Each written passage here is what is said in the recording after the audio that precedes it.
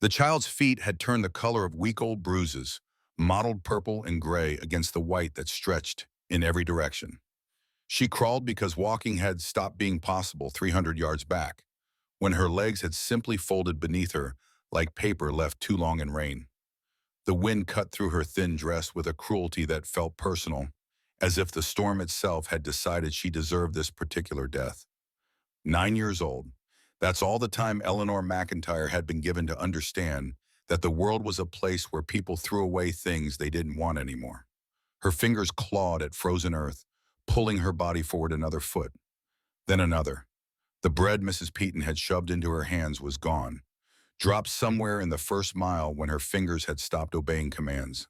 The cheese had lasted longer until she'd fallen face first into a drift and lost her grip on everything except the need to keep moving. Behind her, the Peaton house had disappeared into the white void. Ahead, nothing but more white, more wind, more cold that had moved past pain into something worse. A numbness that crept up from her toes and fingers, spreading through her body like ink through water. She'd stopped shivering an hour ago. Some distant part of her mind knew that was bad, knew it meant something terrible, but the knowledge floated away before she could grasp it.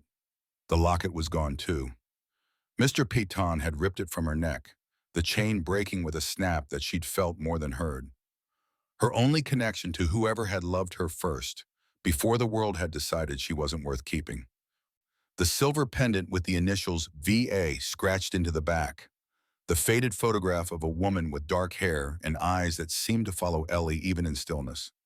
Now it sat in Peaton's pocket, stolen like everything else had been stolen from her over 9 years of systematic erasure.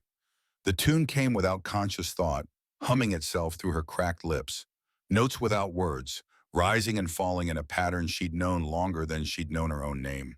Where it came from, she couldn't say. It was just there, had always been there. Something that belonged to her in a way nothing else ever had. She hummed and crawled, crawled and hummed, and the storm swallowed both sound and motion with indifference. Her vision narrowed to a tunnel. White ground, blue fingers. Red spots in the snow, where her hands had started bleeding from the cold. The tunnel shrank with each passing moment, darkness creeping in from the edges like a curtain being slowly drawn. This was dying then. This strange floating feeling, this warmth that bloomed in her chest despite the fact that her body had become ice. Not so bad, really. Better than another day of Mrs. Peaton's switch across her back. Better than the cellar where they locked her when she failed to scrub the floor fast enough. Better than waking up each morning to remember that no one in the whole world wanted her. Her mama was somewhere beyond the white, wasn't she? The woman in the locket, whoever she'd been. Maybe dying meant finally getting to meet her. Maybe there was a place where thrown-away children went, where someone was waiting to gather them up and say the words Ellie had never heard spoken to her. You matter. You belong.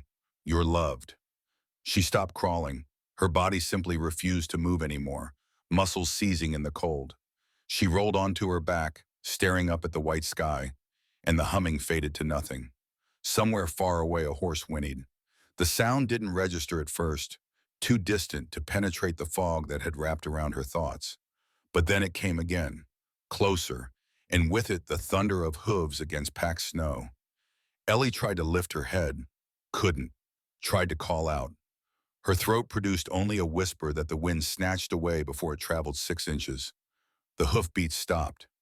A shadow fell across her, blotting out the white sky.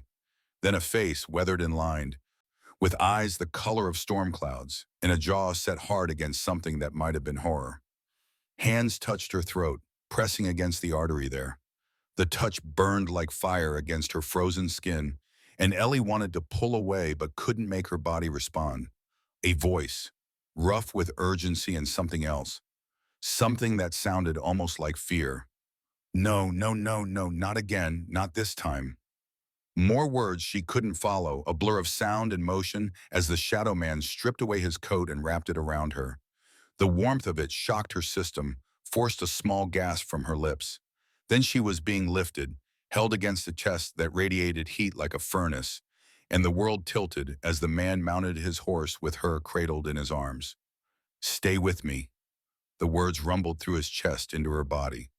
You hear me, girl? You stay with me. Don't you dare quit. The horse lunged forward, and Ellie's last conscious thought before darkness took her was that someone had finally come. After 9 years of no one coming, of being forgotten and discarded and left to freeze, someone had actually stopped. She'd been wrong about dying. It wasn't happening today after all. 8 years earlier, Nathaniel Blackwood had buried his wife Sarah and their 5-year-old son Benjamin in graves he'd dug himself, because doing it with his own hands was the only thing that had felt even remotely right in a world that had stopped making sense. Scarlet fever had taken them both within a week.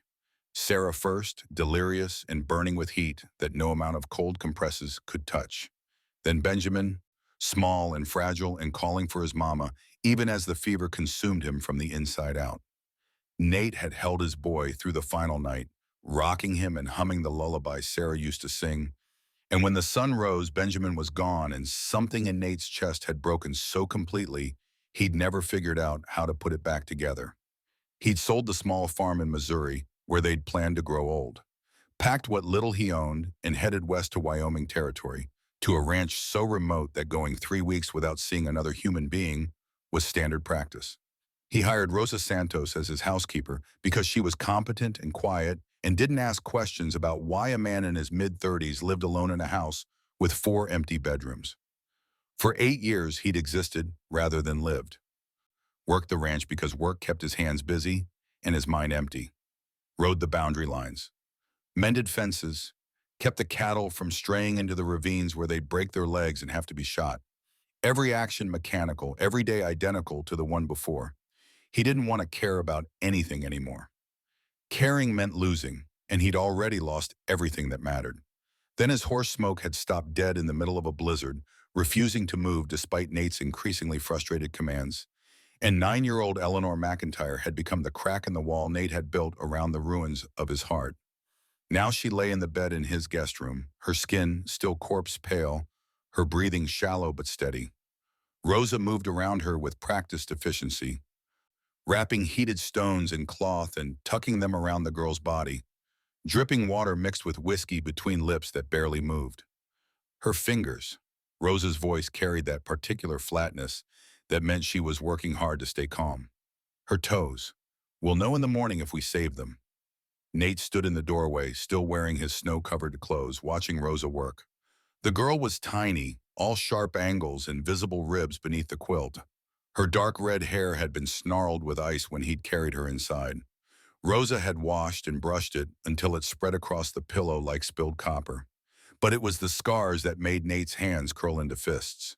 When Rosa had stripped away the frozen dress, the girl's back had been a roadmap of old wounds. Switch marks layered over belt marks, layered over more switch marks. Some healed to silver lines, others still pink and raised. Years of systematic beatings, applied with the kind of regularity that spoke to deliberate cruelty rather than momentary anger. Someone had been hurting this child for a long time. Someone had decided that a girl who couldn't have weighed more than 60 pounds soaking wet deserved to be beaten bloody on a regular basis, and then they'd thrown her out into a blizzard to die. "Who is she?" Rosa asked without looking up from her work. "Where did she come from?" Nate shook his head. He'd found her about a mile from any house he knew of, in the middle of open range, where there was nothing but grass and snow for miles in every direction. The nearest settlement was Cottonwood, 3 miles southwest. Before that, the Peton Trading Post, another 2 miles past that. "Don't know. But someone knows. Someone hurt her and left her to freeze." Rosa crossed herself, lips moving in silent prayer. Then she returned to her work, rubbing the girl's feet with hands that never stopped moving, trying to force blood back into extremities that had been minutes away from permanent damage. Nate should leave. Should go change out of his wet clothes, tend to Smoke, do any of the 100 things that needed doing on a working ranch. Instead, he found himself walking to the bedside, pulling up a chair, and sitting down. The girl's face in rest looked even younger than 9. Her cheekbones stood out too sharply, suggesting long-term hunger, rather than the temporary deprivation of a missed meal or two. Her hands, resting outside the quilt, were calloused and scarred in ways that spoke to hard labor. This wasn't a child who'd been neglected. This was a child who'd been used up and then discarded when she'd stopped being useful. Nate reached out without thinking, taking one of her small hands in his. The skin was cold still, but warming gradually. Her fingers curled around his in an instinctive grip, holding on even in unconsciousness. He thought about Benjamin, about the last time he'd held his son's hand, feeling the fever burn through the boy's small body, about the promises he'd made that he couldn't keep, the prayers he'd offered that went unanswered, about the hole that had opened in his life that night and never closed. This girl wasn't Benjamin, wasn't even a replacement for Benjamin, but she was someone's daughter, and she'd nearly died alone in the snow, and Nate had found her. That had to mean something. Had to. "You're going to be all right," he heard himself saying, the words rough and unpracticed. "You hear me? You're safe now.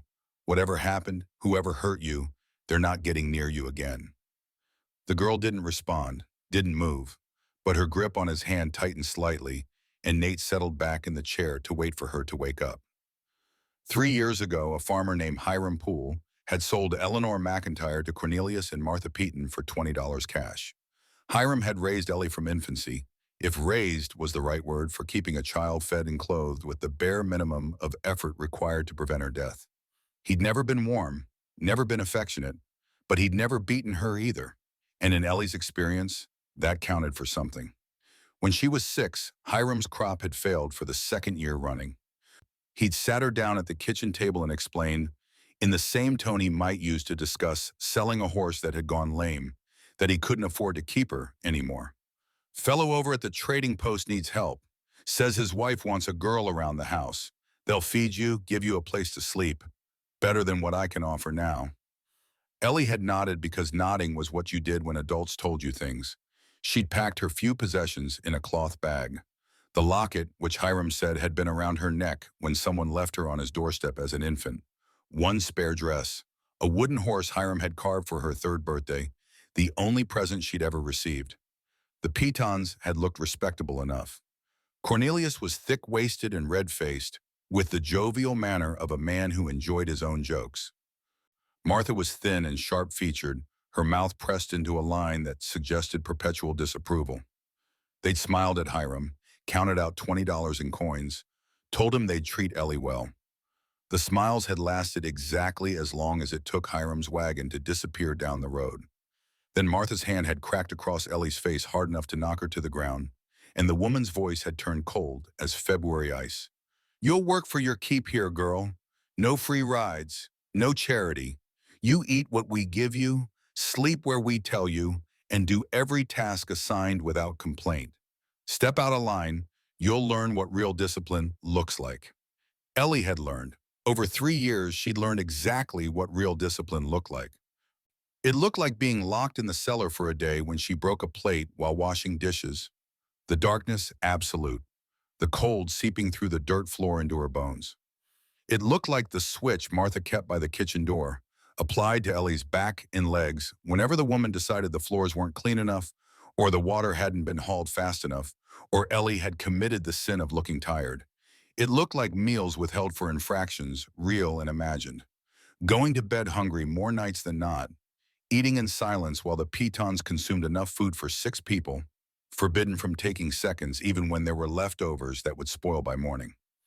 It looked like sleeping in a closet barely big enough to fit her cot, waking before dawn to start the fire and haul water, working until her hands bled and her back screamed, then lying awake on the thin mattress listening to the Petons laugh in the next room over some joke she wasn't allowed to hear.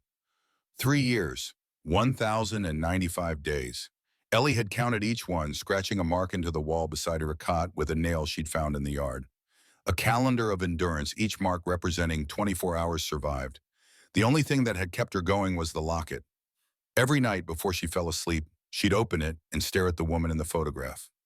Dark hair, sad eyes, a face that held the answer to the only question that really mattered. Who am I? And did anyone ever love me? The initials VA didn't mean anything to Ellie. She'd invented stories about them anyway. Victoria Anderson, a lady who'd fallen on hard times and had to give up her baby. Violet Adams, a woman who'd died in childbirth and whose family had left Ellie on Hiram's doorstep because they couldn't bear to raise an orphan. Virginia Ashworth, a name Ellie had heard once in passing and liked the sound of.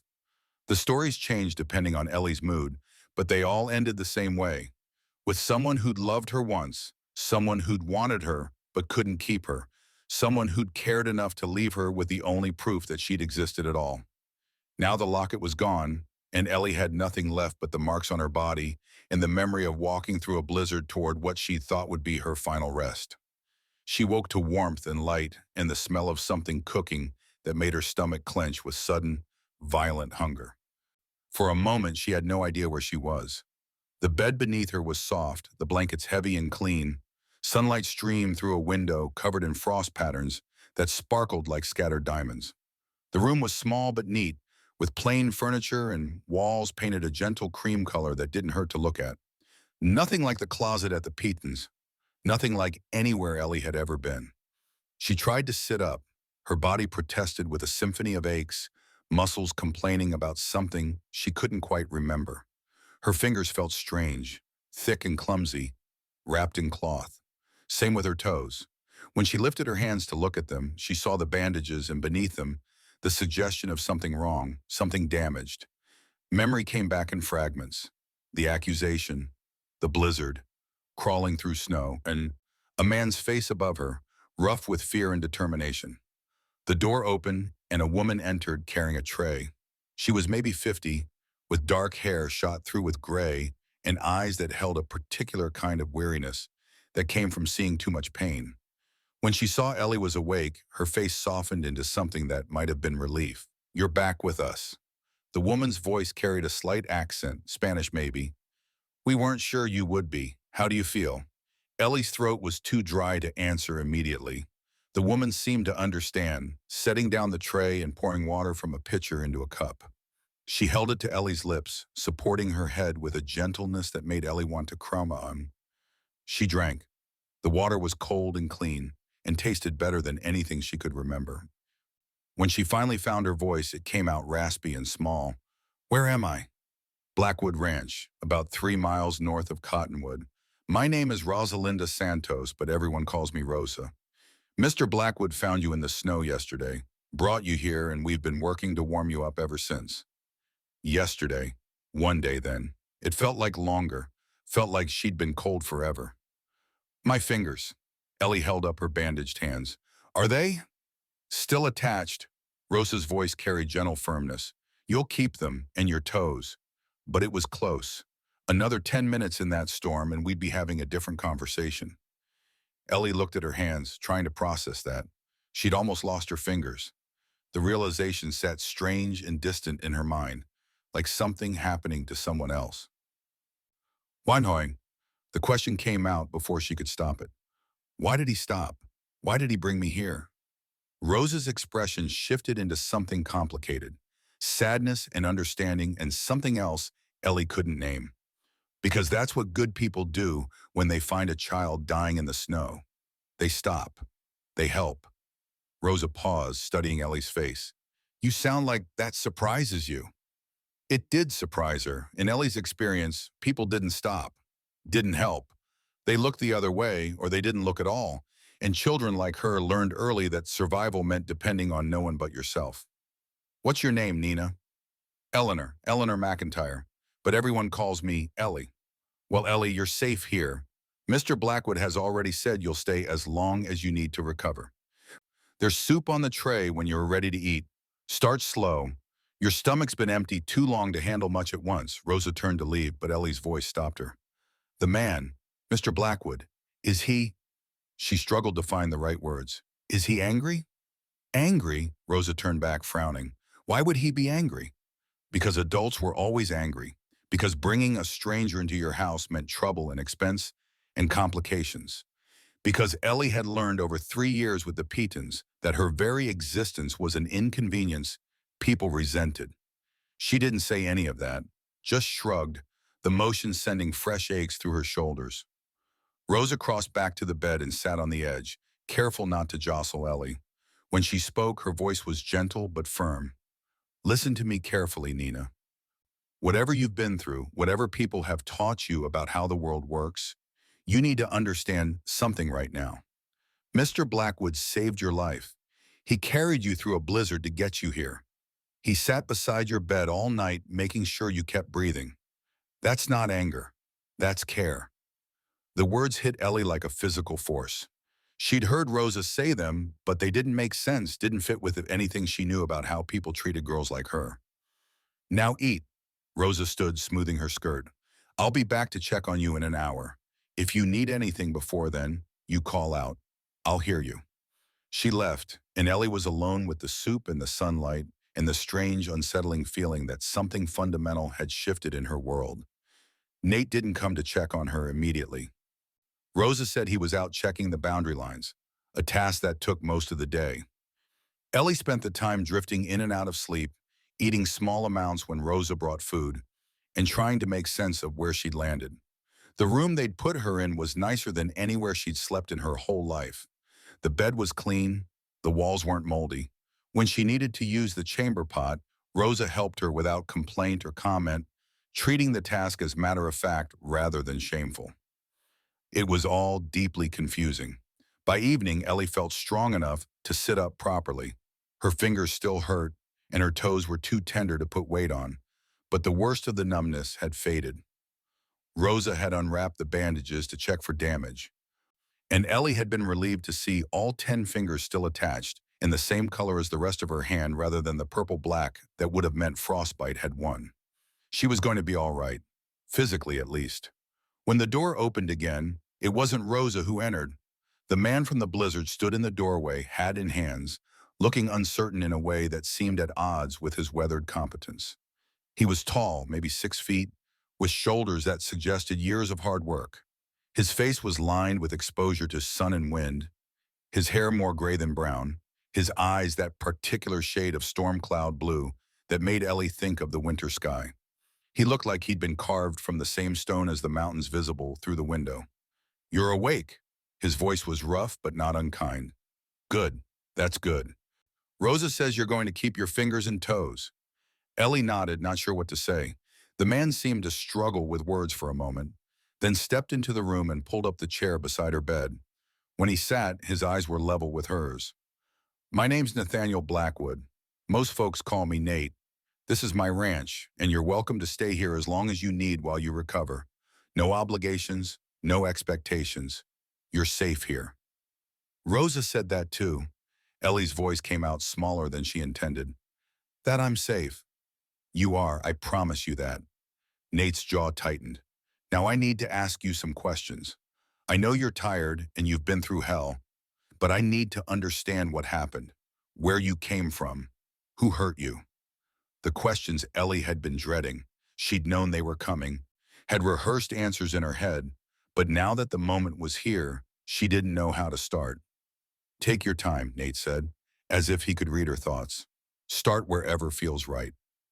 So Ellie told him about Hiram Poole, the farmer who'd raised her from infancy with all the affection of a man caring for livestock, about being sold to the Petons when she was 6, about 3 years of work and beatings and hunger, about the accusations yesterday morning, the ring Martha Peton claimed had gone missing, the certainty in Cornelius Peton's voice when he said Ellie must have stolen it. I didn't take it. The words burst out with more force than Ellie intended. I swear on everything, Mr. Blackwood, I never stole nothing from them. Not once. But Mrs. Peton said I did, and Mr. Peton believed her, and they threw me out. Into a blizzard, Nate said, his voice flat. Yes, sir. With no coat, no shoes, nothing but a bundle of bread. Yes, sir. Something dangerous flickered in Nate's eyes. Not directed at Ellie, she realized. Directed at the people who'd done this to her. This locket you mentioned, can you describe it? Ellie did, explaining the silver pendant with the initials scratched on the back, the photograph of the dark-haired woman inside.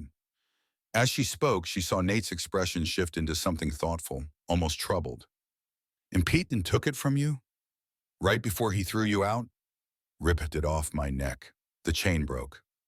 Ellie's hand went instinctively to her throat, to the place where the locket had rested for as long as she could remember. It's the only thing I had from my mama. The only thing that was really mine. Nate was quiet for a long moment.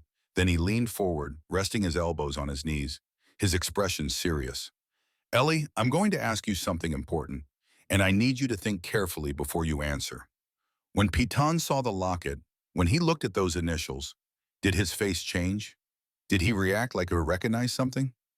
Ellie thought back. She'd been crying, terrified, focused on trying to get the locket back. But yes, now that Nate mentioned it, there had been a moment when Cornelius Piton had studied the initials with an expression that suggested calculation rather than simple greed.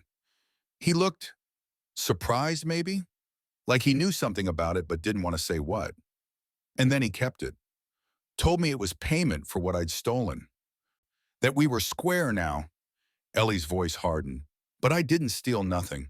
The ring probably fell behind some furniture, and Mrs. Peaton will find it in a week, but she won't apologize. She'll just find some other reason to be angry. Nate nodded slowly as if confirming something he'd already suspected. Then he stood, crossing to the window to stare out at the snow-covered landscape beyond. When he spoke again, his back was still turned. Here's what's going to happen. You're going to stay here while you recover. That's not negotiable. Rosa will take care of you, make sure you're eating properly and getting your strength back. When you're well enough, we'll talk about what comes next. But for now, you're under my protection. Nobody's taking you anywhere you don't want to go. Thank you. The words felt inadequate for what he was offering. Ellie tried again. I can work. Soon as I'm better, I can help around the house. I know how to clean and cook and haul water. I won't be a burden. Nate turned back, and there was something in his expression that Ellie couldn't quite read. Sadness, maybe, or recognition. You're 9 years old. You're not a burden. You're a child who deserves to be a child instead of a servant. He paused. When's the last time you played, Ellie? When's the last time you did something just because it was fun? The question was so unexpected that Ellie couldn't answer at first. When had she last played? She couldn't remember. Couldn't recall a single moment in the past 3 years that qualified as fun. Before that, with Hiram, there'd been the carved horse, but she'd never had other children to play with or toys beyond that single gift. I don't know, she admitted finally. Something in Nate's face cracked open. Then he was crossing back to the bed, kneeling beside it so their eyes were level again. That's going to change. You understand me? You're going to be safe here and cared for and given a chance to figure out what it means to be a kid instead of a worker. Ellie wanted to believe him, wanted it with a fierceness that scared her. But belief meant trust, and trust meant risk, and risk meant the possibility of being hurt again when this turned out to be temporary.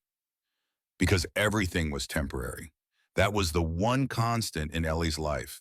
People gave you up, sold you, threw you away. Why would this be any different? Okay, she said instead of voicing any of that. Thank you, Mr. Blackwood. Nate, just Nate. He stood and headed for the door, but Ellie's voice stopped him before he left. Are you really going to try to get my locket back? Nate turned, and the expression on his face was something that might have been called grim satisfaction. Tomorrow morning, I'm riding to the Piton place. I'm getting your locket back. And I'm making sure Cornelius Piton understands what happens to men who throw children into blizzards. Then he was gone, and Ellie was alone with the sunlight and the warmth and the strange, fragile thing that might have been hope taking root in her chest. That night, Ellie dreamed of her mother, not the woman in the locket. This was older, deeper, a memory that felt more like knowing than remembering. A voice humming the tune that had no words, gentle hands adjusting a blanket, the smell of lavender and wood smoke. In the dream, Ellie was an infant, and the world was warm and safe. Someone loved her. Someone wanted her. The knowledge sat in her bones with absolute certainty. Then the dream shifted, and she was in the snow again, crawling and cold. But this time when she looked up, Nate was standing over her, and he was saying words that seemed to echo from somewhere beyond the dream itself. The innocent should not hang for crimes they did not commit. Ellie woke with the words still ringing in her ears, though she had no idea where they'd come from or what they meant. Outside, dawn was breaking over the mountains, painting the snow gold and pink. A new day, the first day of what came next. Part 2, the ride to the Peaton trading post took 3 hours through snow that had settled into treacherous crust overnight. Smoke picked his way carefully, the gelding's breast steaming in air cold enough to freeze spit before it hit the ground. Nate kept his rifle across his saddle, and his mind focused on the task ahead, though part of him kept circling back to the girl sleeping in his guest room. She'd called herself a burden. 9 years old, and she already believed the world saw her as weight to be shed. That belief hadn't come from nowhere. Someone had spent 3 years teaching it to her day after day, with fists and switches and deliberate cruelty. Someone had looked at a child and decided she deserved to be beaten for existing. The trading post sat at a crossroads where Territorial Highway met the wagon trail to Fort Collins. Rough-built structure trying to be more than it was, with a false front that added 2 feet to its perceived height. 3 horses stood tied at the hitching rail, their owners presumably inside drinking or gambling or both. Nate dismounted and tied Smoke well away from the other animals. He checked his Colt out of habit, making sure the cylinder rotated smoothly, then pushed through the door into the dim interior. The smell hit first. Unwashed bodies, stale tobacco smoke, something sour underneath that might have been rotting food or just general neglect. 4 men occupied the space. 3 sat at a corner table playing cards with the focused intensity of people losing money they couldn't afford to lose. The 4th stood behind a plank counter, thick-waisted and red-faced, matching Ellie's description perfectly. Cornelius Peaton looked up as Nate entered. His eyes narrowed with the wariness of a man accustomed to trouble but not particularly worried about it. "Help you?" Nate let the door swing shut behind him. The 3 card players glanced up briefly, assessed him, returned to their game. "Just another customer. Nothing to worry about. You know who I am?" Peaton squinted, then recognition dawned. His posture shifted slightly, becoming more defensive. "Blackwood, got that spread up north. Don't recall doing business with you." "You haven't, but 3 days ago you threw a 9-year-old girl into a blizzard to die. That's business we need to discuss." The card players weren't playing anymore. One of them, a lean man with a face like weathered leather, rested his hand near his holster. Not drawing, just ready. The other 2 watched with the anticipation of men who enjoyed violence so long as they weren't the recipients. Peaton's expression shifted through several emotions: surprise, calculation, then settling on indignant offense. "Don't know what you're talking about. Girl ran away after she was caught stealing. We tried to stop her, but she was out the door before we could grab her. Anything happened after that ain't our responsibility." The lie was so smooth it had clearly been practiced. Nate wondered how many times Peaton had used it in the past 3 days, whether anyone had believed him. "Interesting story." Nate kept his voice level. "Here's another one. You accused a child of theft you couldn't prove. Then you threw her out without coat or shoes into weather you knew would kill her. That's not negligence, Peaton. That's murder. That's slander." Peaton's face was turning redder. "Girl's a lying thief, and if you're harboring her, you're a fool. Probably stole from you already." Nate took 3 steps forward. The lean card player tensed, but Nate's attention stayed fixed on Peaton. "The girl had a locket, silver with initials scratched on the back. VA. You took it from her right before you threw her out. I want it back." Something flickered in Peaton's eyes. Fear, maybe, or recognition. His hand drifted below the counter, where he probably kept a shotgun or pistol.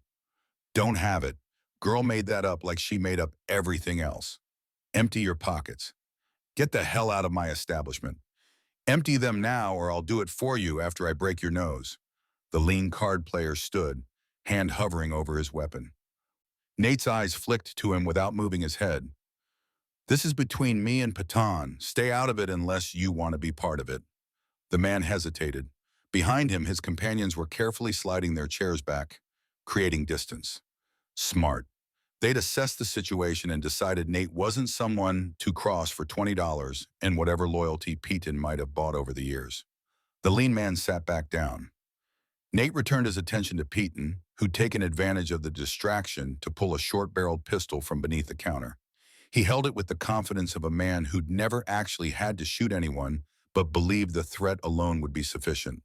"I said get out." Nate moved. The distance between them was perhaps 8 feet. He covered it in 2 strides while Peaton was still processing the fact that his gun hadn't stopped anything. Nate's left hand clamped around Peaton's wrist and twisted hard. Bone ground against bone.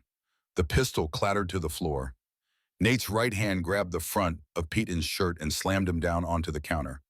The wood creaked under the impact. Peyton's face went white, his breath coming in short gasps. The locket. Now. Left pocket. The words came out strangled. Left pocket. Take it. Nate reached into the indicated pocket and found the silver pendant immediately. The chain was broken, just as Ellie had said. The initials VA were scratched into the tarnished back. He flipped it open and saw the photograph of the dark-haired woman inside. Something about the image tugged at memory, though Nate couldn't place why. He pocketed the locket and leaned closer to Piton, close enough to smell the man's fierce sweat.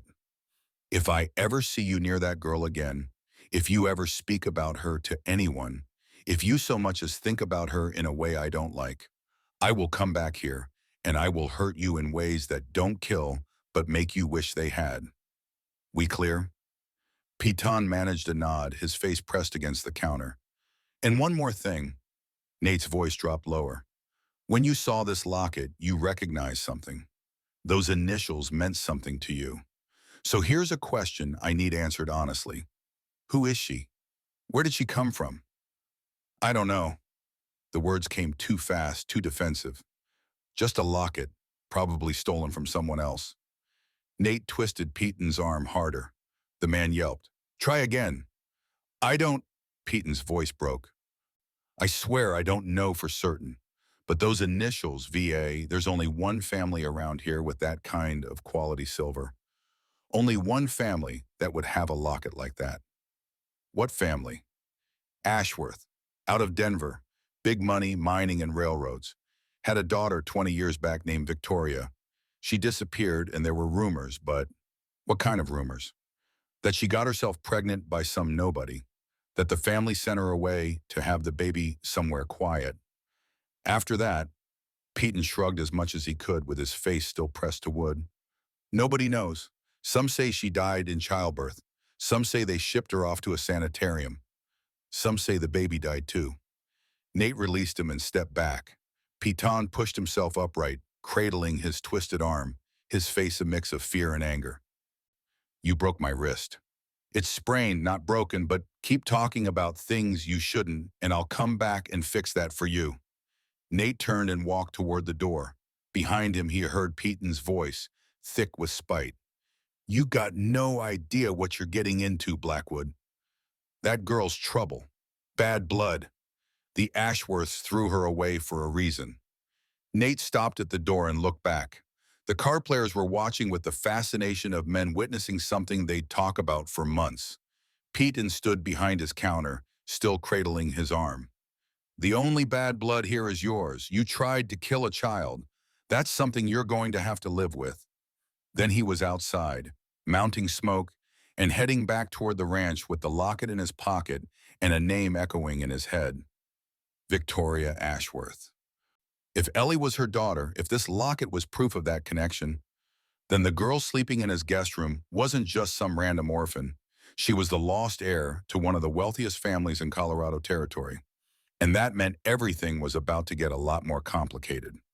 Ellie was sitting up in bed when Nate returned, wrapped in one of Rosa's shawls, her bandaged hands resting on the quilt. Rosa had brought her soup and bread, and the empty bowl suggested she'd eaten well. Her color was better, the corpse pallor fading to something closer to healthy pink. She looked up when he entered, and the hope in her eyes was almost painful to witness. Did you? Nate pulled the locket from his pocket and held it out. Ellie's face transformed, the careful guardedness she'd worn like armor cracking to reveal pure joy beneath. You got it back. Her bandaged hands fumbled with the silver pendant, holding it as if it might disappear if she didn't maintain contact. You really got it back. Told you I would. Ellie opened the locket and stared at the photograph inside. Her expression shifted into something softer, more vulnerable. When she looked up again, there were tears on her cheeks. Thank you. Thank you so much. I thought, her voice broke. I thought it was gone forever. Nate pulled up the chair and sat, watching her cradle the locket like it was the most valuable thing in the world. Maybe it was. Material value didn't matter when something held the only connection to a past you couldn't remember. Ellie, I need to talk to you about that locket, about what it might mean. She looked up, wariness creeping back into her expression. What do you mean? The initials. V.A. Pete didn't recognize them, said they probably stood for Victoria Ashworth. He told her what Piton had said about the wealthy Denver family, about the daughter who disappeared 20 years ago, pregnant and unmarried, about the rumors that suggested a baby born and given away. Ellie listened in silence, her face unreadable. When he finished, she stared down at the locket for a long moment. You think I'm her daughter, this Victoria person? I think it's possible. The timeline fits. You're 9 years old. Victoria disappeared around the time you would have been born. This locket is quality work, not something a farmer or tradesman would own. And Piton's reaction when he saw the initials suggests he thought the same thing. So I might have a family, a rich family. Ellie's voice was flat. Family that gave me away and never came looking. That's one possibility. What's the other? Nate chose his words carefully. The other is that they didn't know. That Victoria died and whoever took you kept your existence secret. Or that they knew but couldn't find you because someone worked hard to make sure you stayed hidden. Ellie was quiet for a long time. Her fingers traced the initials on the back of the locket, over and over, as if repetition might unlock the memories hidden behind them. If they're rich, she said finally, why would they give away a baby? Rich people can afford to raise children, can't they? Depends on what they care about more, family or reputation. Nate had seen it before, wealthy families more concerned with appearances than the people who bore their name. 20 years ago, a pregnancy outside marriage was scandal. Some families would rather hide the evidence than face the gossip. So they threw her away, and then they threw me away. Ellie's voice hardened. Some family? Maybe. Or maybe Victoria wanted something different for you. Maybe she loved you enough to try to give you a better life, and someone else made sure that didn't happen. That's a lot of maybes. It is, which is why I'm going to find out the truth. Starting tomorrow, I'm going to make some inquiries, send some letters, see what I can learn about the Ashworth family and what happened to Victoria. Ellie looked up at him, and there was something old in her eyes, something that had no business being in a 9-year-old's face. What if they come for me? If I'm really their granddaughter or whatever? What if they want me back? The question Nate had been dreading, because if Ellie was Victoria Ashworth's daughter, she had blood relatives with both the means and potentially the legal standing to claim her. And blood relatives generally took precedence over strangers who'd found a child in the snow. Then we'll deal with it when it happens. But Ellie, listen to me. He leaned forward, making sure she was paying attention. Whatever I find out, whatever happens, you're under my protection now. I don't care who these people are or what rights they think they have. Nobody's taking you anywhere unless you want to go, and that's a promise. You can't promise that. If they have lawyers and money, then I'll get lawyers and spend whatever I have to spend. This isn't negotiable. Nate's voice carried steel. You're staying here where you're safe and cared for. End of discussion. Ellie stared at him, searching his face for something. Whatever she found must have satisfied her, because she nodded slowly and returned her attention to the locket. Will you teach me things? The question came out softer. Rosa said you would, about the ranch, about horses. Is that true? As soon as you're well enough to walk without pain. Nate felt himself smile despite the weight of everything else. You can't run a ranch from a bed, and I'm not getting any younger. Could use someone to learn the ropes. I'm 9. So I was younger than that when my father put me on my first horse. You've got quick hands and a good memory, from what Rosa tells me. That's most of what matters. Something bloomed in Ellie's face. Not quite happiness, but maybe the seed of it, the possibility that life could be more than survival. Thank you, she said again, for the locket, for everything. Nate stood and headed for the door, but her voice stopped him. Mr. Nate, that tune I was humming when you found me, the one without words, did I? She hesitated. Did I hum it when you were carrying me back? Yeah, why? Do you know where it comes from? Have you heard it before? Nate opened his mouth to say no, then stopped, because he had heard it before. Sarah used to hum that exact melody when she was rocking Benjamin to sleep. She'd learned it from her grandmother, who'd learned it from someone before that. An old lullaby passed down through generations. But he'd never told anyone about it, never hummed it himself. And the odds that Ellie would know the same obscure tune were astronomical unless she'd heard it from someone who'd learned it from the same source. Someone connected to Sarah's family tree in ways Nate didn't understand yet. Or unless she'd heard it from her own mother, and Victoria Ashworth had somehow learned it from the same tradition. The coincidence felt too large to ignore. "I've heard something like it," he said carefully. "Old lullaby. Can't remember where exactly." He left before she could ask more questions because he didn't have answers that made sense. Over the next week, Ellie healed and Nate wrote letters. The first went to a doctor friend in Denver, asking about the Ashworth family and what he knew of their history. The second went to a territorial marshal he had served with years ago, requesting information about births and deaths recorded in Colorado around the time Ellie would have been born. The third went to a lawyer in Cheyenne who owed him a favor, asking about inheritance law and the rights of grandparents versus guardians. Responses would take weeks if they came at all. In the meantime, life at the ranch settled into a new pattern. Ellie's bandages came off after 5 days. Her fingers and toes had survived with only minor damage. Slight numbness in the tips that Rosa said would fade with time. The day she could walk without pain, Nate took her to the barn. She stood in the doorway, eyes huge, taking in the horses and the smell of hay and leather. "This is Smoke." Nate led her to the gray gelding stall. "He's the one who found you. Stopped dead in the middle of that blizzard and wouldn't move until I saw what he was looking at." Ellie approached slowly, hand extended. Smoke stretched his neck over the stall door and sniffed her palm, then nudged her gently. A smile broke across her face, transforming it. "He's beautiful. He's stubborn and opinionated and smarter than most people I know. But yeah, beautiful too." Nate pulled a sugar cube from his pocket. "Hold your hand flat like this. Let him take it from you." Ellie did as instructed. Smoke's soft lips brushed her palm, and she giggled. The sound was startling in its normalcy, a reminder that underneath the trauma and wariness was still a child capable of joy. They spent an hour in the barn. Nate showed her how to curry a horse's coat, how to check hooves for stones, how to measure out feed. Ellie absorbed everything with focused intensity, asking questions that showed she was actually listening rather than just going through motions. When they finished, her face was flushed with exercise and accomplishment rather than cold or fear. "Can I come back tomorrow?" The question carried hope barely restrained. "Every day if you want. There's always work to do, and you're a natural." "Really?"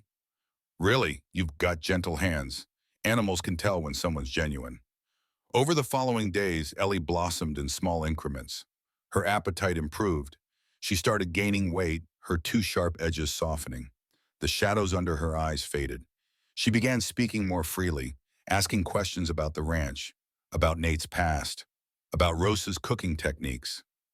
Rosa treated her with the practical affection of a woman who'd raised children before. She taught Ellie to make tortillas, letting her hands learn the rhythm of patting dough into thin circles. She showed her how to mend clothes properly so the stitches didn't pull. She braided Ellie's hair in the mornings and told her stories about growing up in Mexico before her family had moved north. For the first time in her life, Ellie was part of something that felt like family. And then Miss Harriet Price arrived. The woman rode up on a Tuesday morning, 3 weeks after Nate had found Ellie in the snow. She was accompanied by two rough-looking men who had the bearing of hired muscle rather than legitimate lawmen. The woman herself was perhaps 50, iron gray hair pulled back severe enough to lift her eyebrows, wearing a black dress that suggested either perpetual mourning or simple preference for somber colors. Nate was in the yard when they arrived, mending a section of fence that had been damaged in the blizzard. He straightened as they approached, wiping his hands on his pants. The woman dismounted without waiting for assistance. She pulled papers from her saddlebag and approached with the confidence of someone accustomed to being obeyed. "Mr. Nathaniel Blackwood?" "That's me."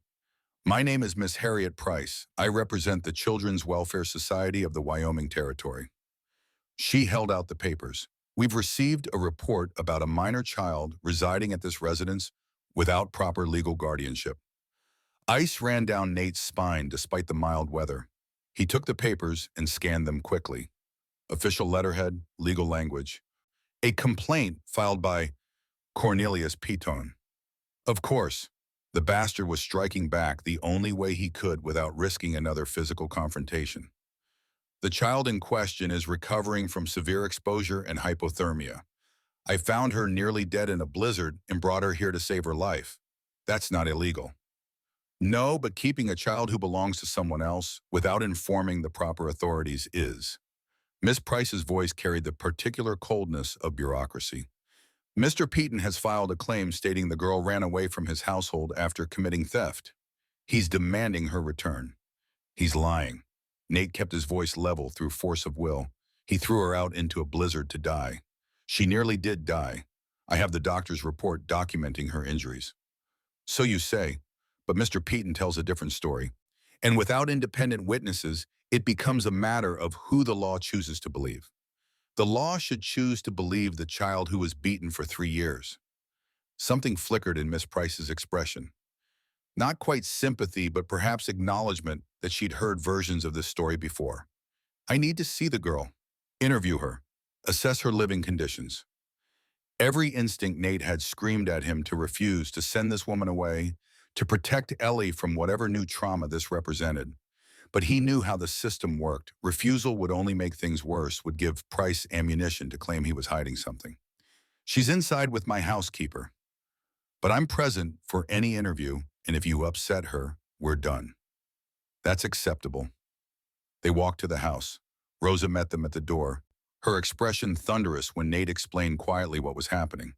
She led them to the kitchen where Ellie sat at the table practicing her letters on a slate Rosa had found in the attic. Ellie looked up as they entered. Her face went white when she saw Miss Price and the two men, and her hand immediately went to the locket at her throat in an instinctive, protective gesture. Hello, Eleanor. Miss Price's voice softened slightly. My name is Miss Price. I work for an organization that makes sure children are being properly cared for.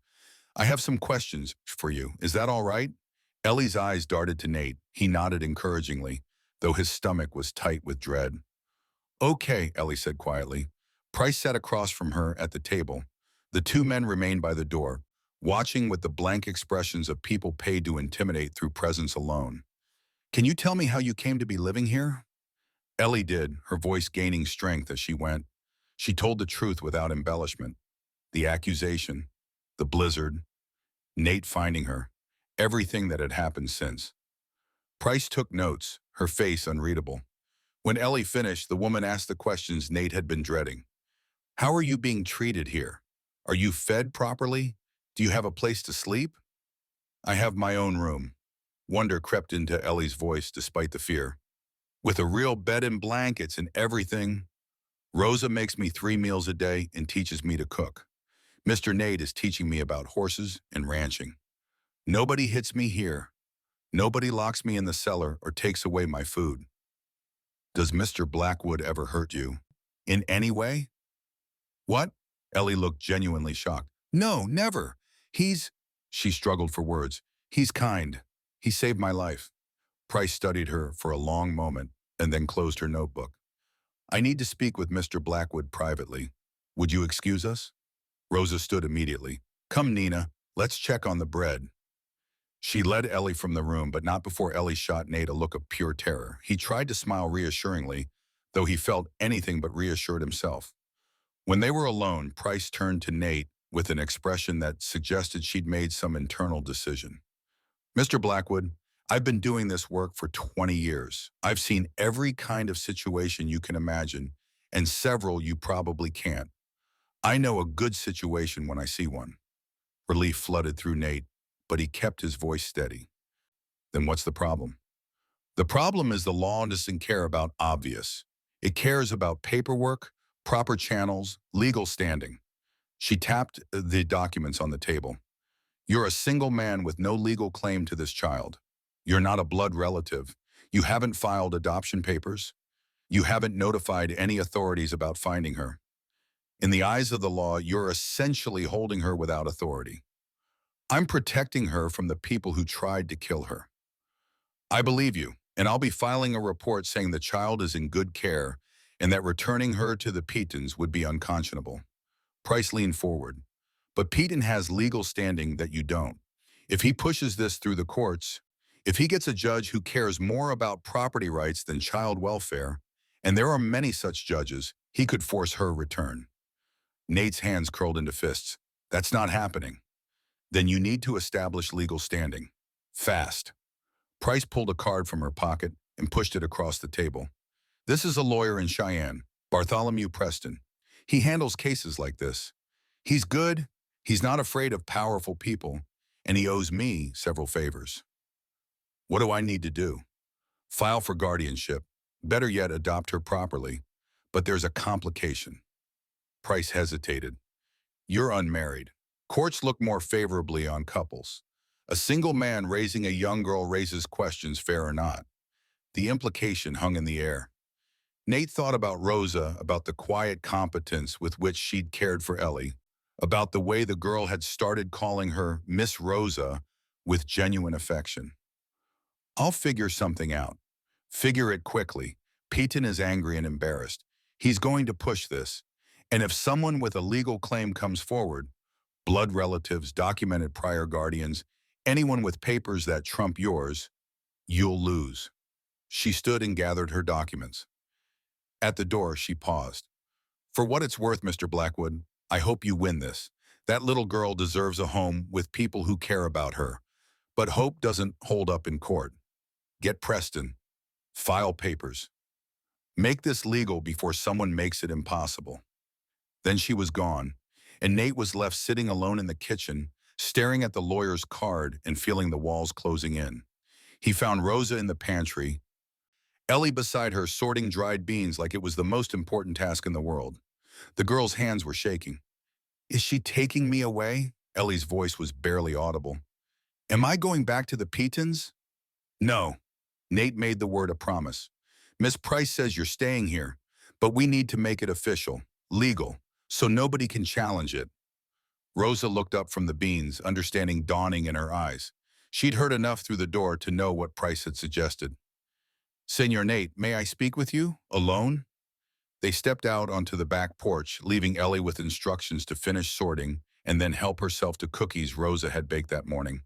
The afternoon sun was warm on Nate's face, but he felt cold inside. Rosa stood beside him, arms crossed, her expression thoughtful. That woman was right. Rosa's voice was quiet. You need legal standing, and I think I know how to get it. Rosa, let me finish. She turned to face him fully. I have been alone for 15 years, since my Diego died and my daughter passed. I have worked for you for 8 years, and in that time I have watched you grieve and heal and become something close to human again. And now this child has come into both our lives, and where are you going with this? Marry me. The words hung in the air between them. Nate stared at Rosa, certain he had misheard. What? Marry me, not for love, not for romance, though I would not find that a hardship. Her face was serious. Marry me so we can adopt Ellie together. As a couple, give her the family she deserves and the legal protection she needs. Rosa, I can't ask you to. You are not asking. I am offering. She stepped closer.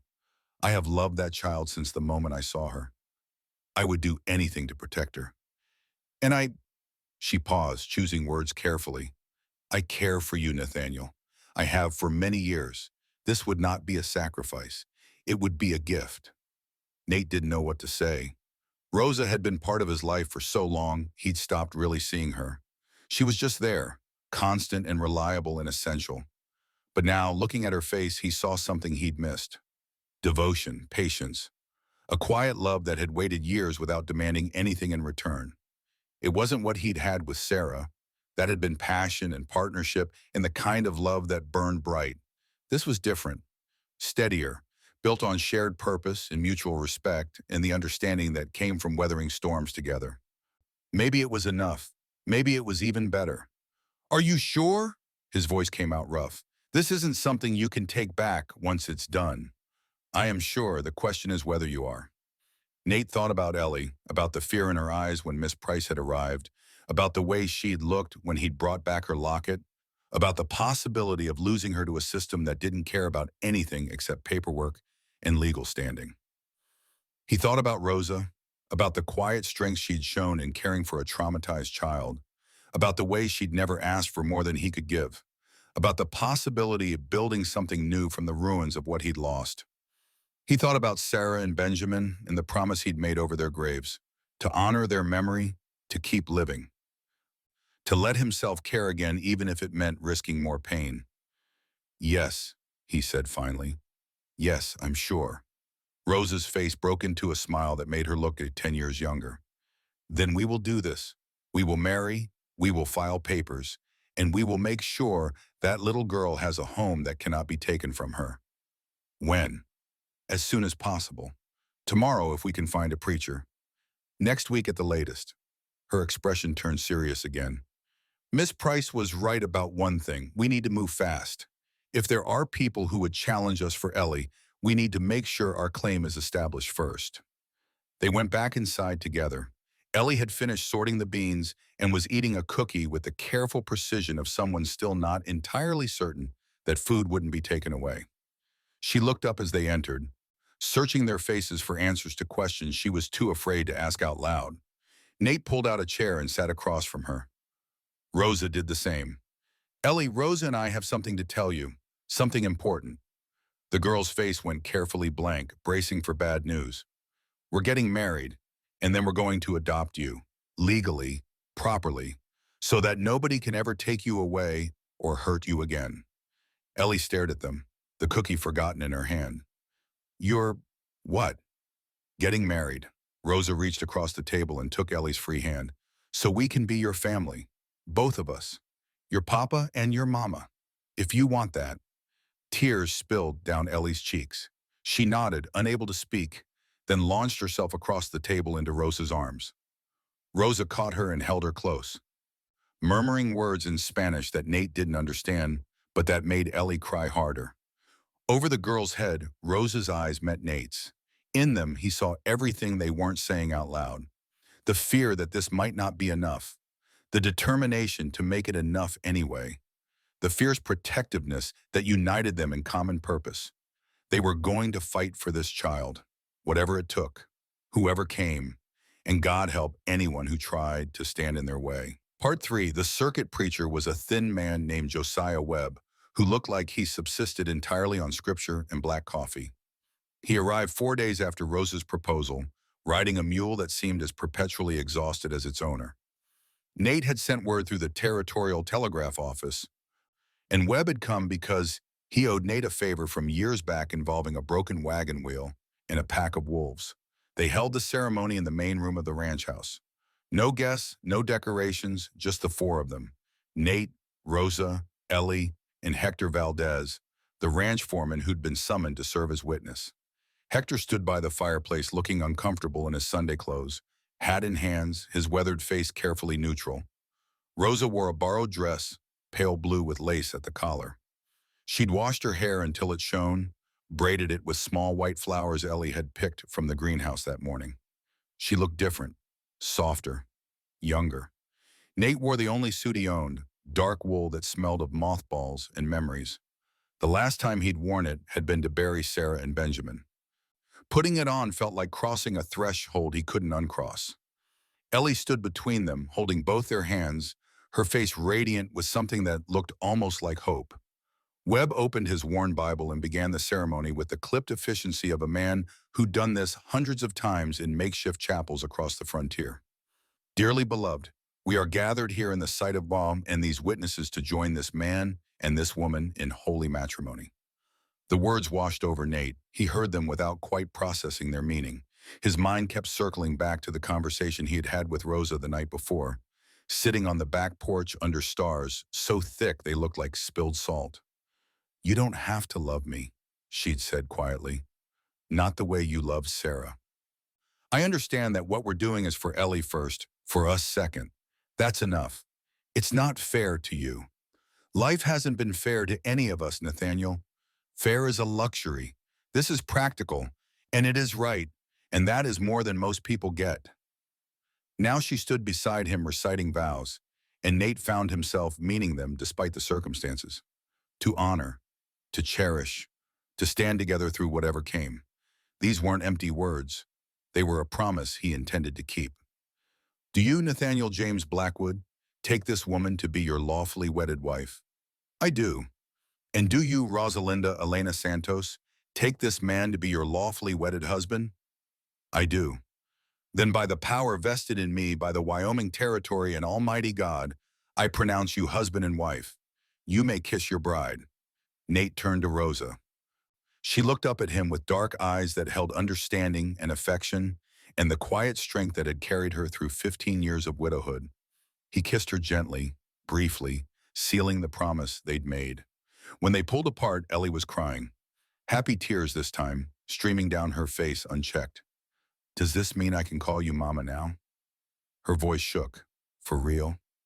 Rosa knelt and pulled the girl into her arms. For real, mija. Forever. Hector cleared his throat, embarrassed by the display of emotion. Webb closed his Bible with a definitive snap and held out the marriage certificate for signatures. Nate signed, then Rosa, then Hector as witness, the ink drying to permanence that felt both terrifying and right. They were married. Against all logic and reason, against the warnings of his grieving heart that said caring meant losing, Nate had just bound himself to another woman and promised to build a family with a child he'd known for less than a month. Webb declined the offer to stay for dinner, citing another ceremony in Laramie that couldn't wait. He rode off on his exhausted mule, and the four of them, Nate, Rosa, Ellie, and Hector, sat down to the meal Rosa had prepared. Roasted chicken, potatoes, fresh bread, apple pie, a feast by frontier standards. Ellie ate with the careful joy of someone still getting used to abundance. Between bites, she asked questions that showed she was trying to understand what this all meant. So now you're my papa? And Rosa is my mama? Not legally yet, Nate said. The marriage makes it easier, but we still need to file adoption papers. That's our next step. When? Tomorrow if possible. Bartholomew Preston, the lawyer Miss Price recommended. He's expecting us in Cheyenne next week. We'll file everything then. And then nobody can take me away? The question held such naked fear that Nate felt it like a physical pain. He reached across the table and took her hand. Then nobody can take you away. You'll be ours legally, officially, permanently. Our daughter. Ellie nodded, but the fear didn't quite leave her eyes. She'd learned too well that promises could be broken, that safety was temporary, that the world had a way of taking away anything worth keeping. They'd have to prove her wrong, day by day, month by month, year by year, until the fear finally faded and she understood in her bones that this was real. That night, Nate lay beside Rosa in the bed they now shared, staring at the ceiling and listening to her breathe. She'd fallen asleep quickly, exhausted from cooking and emotion. Her presence was warm and solid and strange beside him. Different from Sarah. Everything was different from Sarah. But maybe different wasn't bad. Maybe it was just the shape that second chances took. Bartholomew Preston's office occupied the second floor of a building in Cheyenne that had seen better days. The stairs creaked. The hallway smelled of old paper and older coffee. The door itself was scarred with scratches that suggested at least one forcible entry at some point into the past. Inside, the chaos was impressive.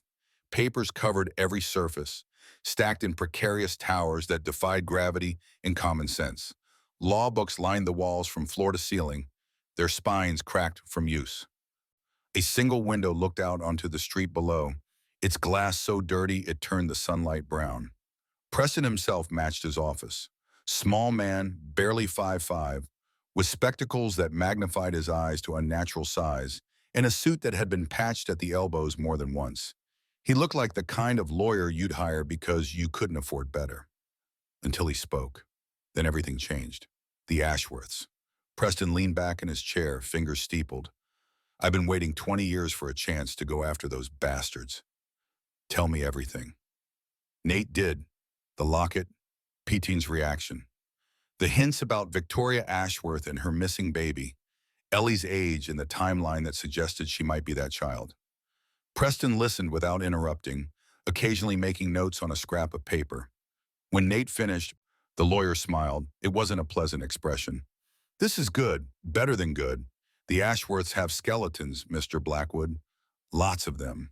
And you've just handed me the key to the closet. What do you know about Victoria Ashworth? She died in childbirth 20 years ago in a charity hospital in Denver under a false name. Mary Jones, they called her. I've suspected for years that the family had her committed there to hide a pregnancy, but I could never prove it. Preston's eyes glittered behind his spectacles. If your Ellie is her daughter, then we have documentation, birth records, death certificates, a paper trail that leads right back to the family that abandoned her. How does that help us? It proves intent. The Ashworths didn't lose track of this child. They deliberately disposed of her, paid people to hide her, made sure she'd never be found. That's not the action of a loving family that wants their granddaughter back. That's the action of people who wanted her to disappear. Rosa, who'd been sitting quietly beside Nate, leaned forward. But why would they want her now, after 20 years? That's the question, isn't it? Preston stood and began pacing, his short legs carrying him back and forth across the cramped office. There has to be a reason. Something changed. Something that makes this girl valuable when she wasn't before. Money, Nate said. The pieces were fitting together in ways he didn't like. There's always money. Usually, yes. Let me do some digging. Look into the family finances. See if there's something in the old man's will that might explain sudden interest in a long-lost grandchild. Preston turned back to them. In the meantime, we file your adoption papers immediately. Establish your legal standing before anyone can challenge it. They spent the next 3 hours completing forms, signing affidavits, providing documentation of their marriage and Ellie's circumstances. Preston took meticulous notes, asked questions that seemed invasive but necessary, built a file that would stand up to scrutiny. When they finally left, Nate's hand cramped from signing his name so many times. But they had papers, official documents stamped and witnessed and filed with the territorial court. It would take weeks for the adoption to be finalized. But the process had started, and that meant they had legal standing. Or so Nate thought. 3 weeks later, Walter Grimby arrived. The lawyer rode up with 2 hired men who had the look of enforcers rather than legal assistants. Grimby himself was thin and sharp-featured, wearing an expensive suit that marked him as money from the city. Everything about him screamed lawyer who charged by the minute and enjoyed every second of making people squirm. Nate was in the yard repairing a section of fence when they arrived. He straightened slowly, wiping his hands on his pants, already knowing this was bad. Mr. Blackwood, Grimby's voice was cultured, Eastern. My name is Walter Grimby. I'm an attorney representing the Ashworth family of Denver. I believe you have something that belongs to my clients. If you're talking about Ellie, she's not something. She's a person. Eleanor Victoria Ashworth, Grimby corrected, is my client's granddaughter and legal heir. They've been searching for her for 9 years.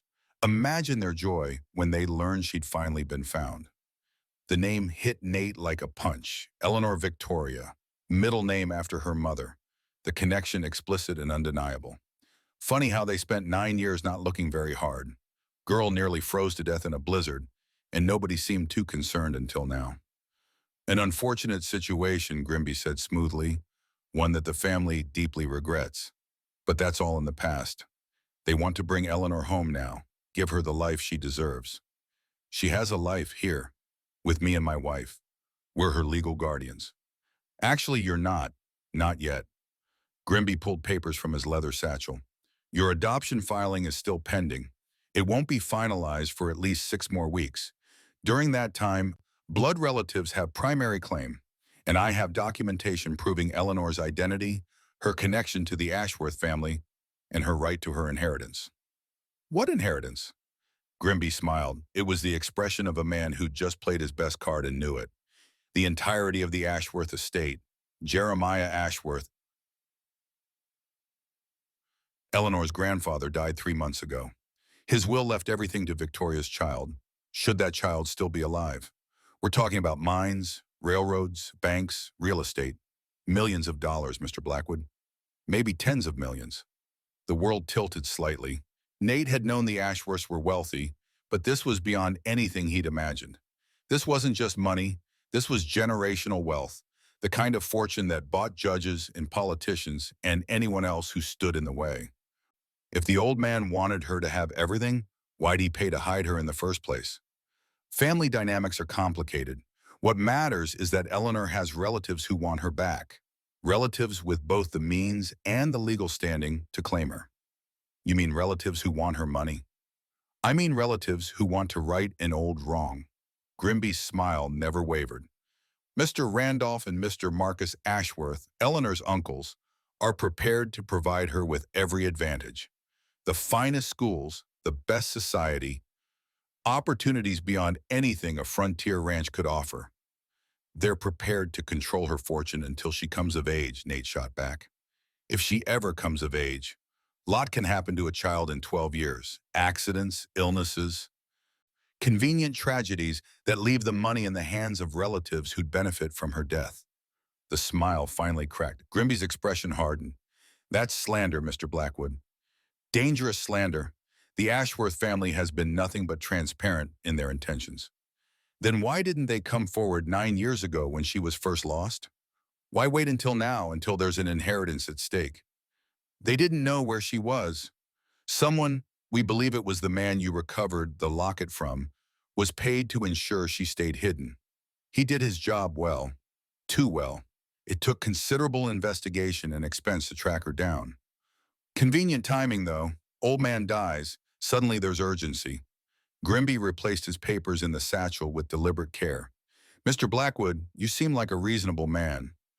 Let me be frank with you. The Ashworth family will contest your adoption with every legal tool at their disposal. They have unlimited resources. They have the best lawyers money can buy. They have documentation proving blood relation that supersedes any claim you might make. He paused, letting that sink in. They're also willing to compensate you for your trouble. $10,000, more than this ranch is worth, I'd wager.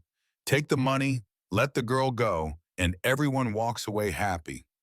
The offer hung in the air like something rotten.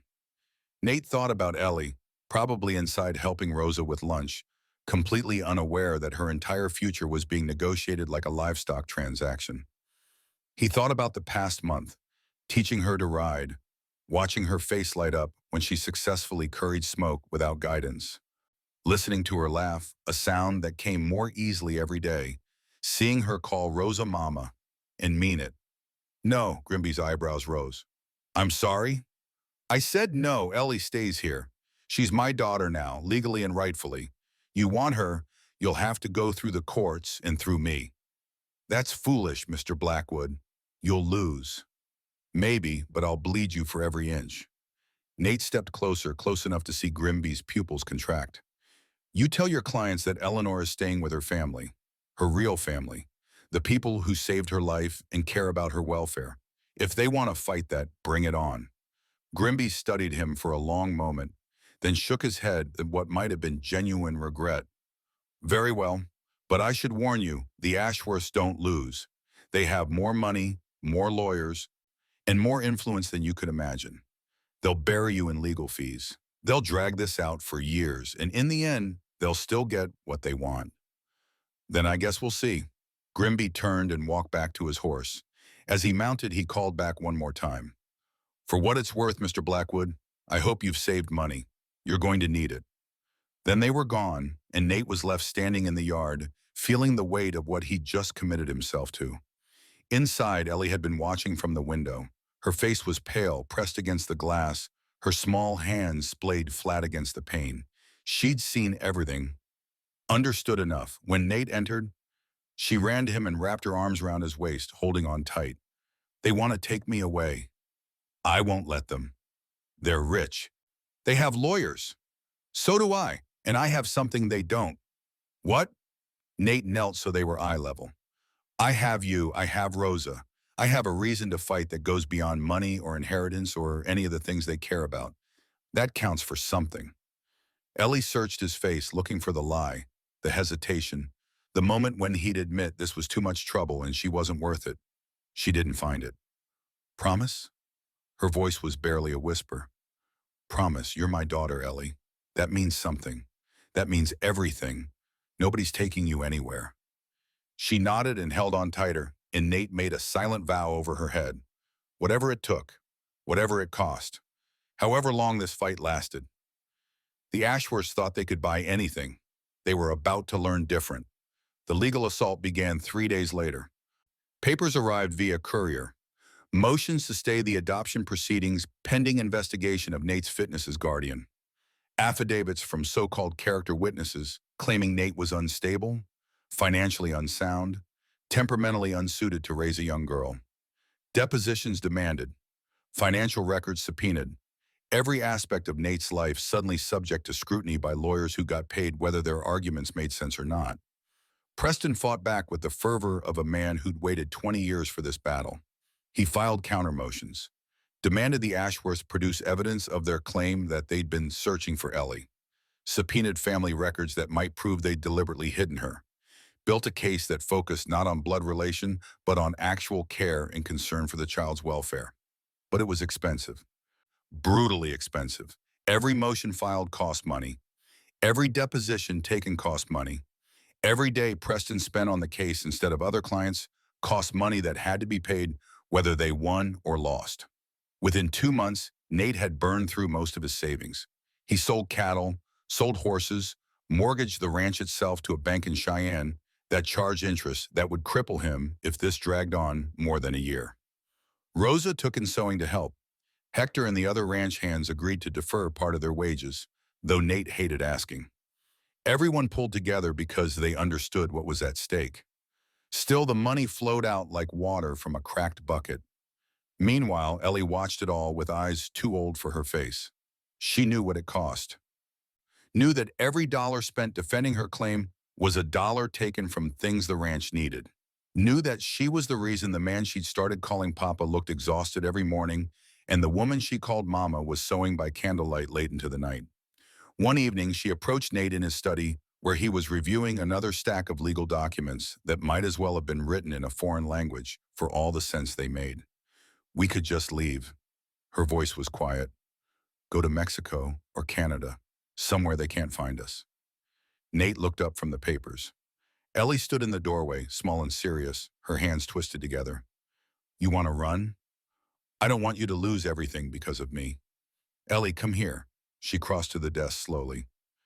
Nate pushed the papers aside and pulled her into his lap like she was 5 instead of 9. She was still so light, despite Rosa's determined feeding. "Listen to me carefully. None of this is your fault. Not the money, not the legal fees, not any of it. This is happening because wealthy people think they can take whatever they want, and I've decided they're wrong. That's on me, not you. But if I wasn't here, if you weren't here, I'd still be half dead inside, going through motions without purpose. You and Rosa, you've given me a reason to care again. That's worth more than this ranch. More than any amount of money, you understand?" Ellie shook her head. "I don't understand why. Why would you do this for me? I'm nobody, just some orphan you found in the snow. You're my daughter, that's who you are, and I protect what's mine." She leaned against his chest, and they sat like that for a long time while the sun set outside, and the legal documents waited, and the future hung uncertain. The first hearing took place in Cheyenne 6 weeks after Grimby's visit. They rode to town the night before, staying in a boarding house that charged too much for rooms barely bigger than closets. Ellie couldn't sleep, kept by nerves and the unfamiliar sounds of the city beyond the window. Rosa sat with her most of the night, humming the lullaby that seemed to calm her. Morning came too fast. They dressed in their best clothes. Nate in his suit, Rosa in the dress she'd worn to their wedding, Ellie in a new dress Rosa had made specially for the occasion. Blue fabric with white trim, respectable and neat, and designed to make her look like a child worth fighting for. The courthouse was imposing, all stone and columns, and the weight of law made physical. Inside, the air smelled of old wood and older secrets.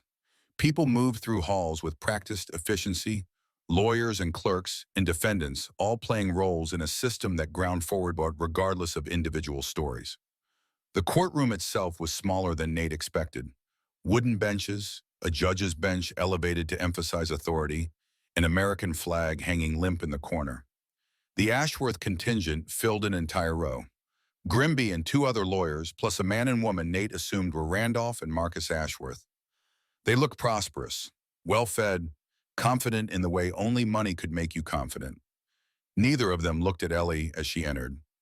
To them, she was still an object to be claimed rather than a person to be acknowledged. Judge Morrison entered and everyone stood. He was older, maybe 60, with white hair and a face that suggested he'd heard every variation of human trouble and been impressed by none of it. He settled into his chair with the air of someone preparing for a long, tedious afternoon. Let's begin. This is the matter of Ashworth versus Blackwood regarding custody of the minor child Eleanor Victoria Ashworth. Mr. Grimby, you may present your opening statement. Grimby stood, buttoning his jacket with practiced precision. Your Honor, this is a simple case. My clients, Randolph and Marcus Ashworth, are the biological uncles of Eleanor Ashworth, the only living child of their late sister Victoria. For 9 years, this child has been lost, hidden by individuals paid to keep her existence secret. My clients have been searching for her throughout that time. Objection. Preston was on his feet. There's no evidence of any search prior to 3 months ago, which coincidentally is when the inheritance became relevant. Sustained, Mr. Grimby. Confine yourself to facts you can prove. Grimby's jaw tightened, but he continued smoothly. The relevant fact, Your Honor, is that my clients are blood relatives with legal standing. Mr. Blackwood is a stranger who found the child and chose to keep her without notifying proper authorities. While his intentions may have been good, the law is clear. Blood relatives have priority, particularly when those relatives can provide for the child's welfare in ways a frontier rancher cannot. He continued for another 10 minutes, painting a picture of the Ashworths as grieving family members desperate to right an old wrong, and Nate as well-meaning but ultimately unsuitable. Then it was Preston's turn. The small lawyer stood and approached the bench with none of Grimby's theatrical flourish. He looked like what he was, a man with a worn suit and a righteous cause who'd spent 20 years fighting uphill battles against people with more money. Your Honor, my learned colleague is correct about one thing. The law does typically favor blood relatives, but the law also recognizes that the welfare of the child must be the paramount concern. And in this case, I intend to prove that placing Eleanor with the Ashworth family would not only fail to serve her welfare, it would actively endanger it. Murmurs rippled through the courtroom. Morrison banged his gavel once. That's a serious accusation, Mr. Preston. I hope you have evidence to support it. I do, Your Honor. Substantial evidence. The Ashworth family didn't lose this child. They abandoned her deliberately, cruelly, with full knowledge that doing so would condemn her to poverty and likely abuse. I have documentation showing, Your Honor, this is outrageous. Grimby was on his feet. Mr. Preston is making wild accusations without foundation. I have foundation. I have the death certificate of Victoria Ashworth, filed under the false name Mary Jones. I have records from the charity hospital where she died, showing she was admitted alone, frightened, and without family support. I have testimony from individuals who can prove the Ashworth family paid to hide this pregnancy and dispose of the resulting child. Morrison leaned forward, suddenly interested. Proceed, Mr. Preston. The hearing lasted 4 hours. Preston presented his evidence methodically. Death certificates, hospital records, testimony from a retired doctor who remembered treating a terrified young woman who'd begged him not to contact her family because they disowned her. Grimby fought back with character witnesses for the Ashworths, businessmen who vouched for their integrity, society ladies who testified to their standing in the community. A carefully constructed narrative of respectability that skirted around the actual question of whether they'd care for Ellie or just her inheritance. Finally, Morrison called Ellie to the stand. She walked to the witness chair with Rosa's hand in hers until the bailiff made Rosa step back. Then she was alone, sitting in a chair too large for her, facing a room full of strangers who were arguing about her future like she was property in dispute. Eleanor, Morrison's voice gentled slightly, I know this is difficult, but I need to ask you some questions. Can you do that? Yes, sir. How are you being treated at the Blackwood Ranch? Are you happy there? Yes, sir, very happy. Mr. Nate, my papa, he teaches me about horses and ranching. Mama Rosa teaches me to cook and sew. They're kind. They don't hurt me. They make me feel like I matter. And do you want to live with them? Or would you prefer to go with your uncles, the Ashworth family? Ellie's eyes found the two men sitting with Grimby. They were watching her now, faces carefully neutral. She looked at them for a long moment, then back at the judge. I don't know them. They never came looking for me when I was being beaten and starved. They only want me now because of money. Her voice grew stronger. Papa Nate found me dying in the snow and saved my life. Mama Rosa took care of me and made me well. They married each other so they could adopt me properly. They've spent all their money fighting to keep me. Her voice cracked.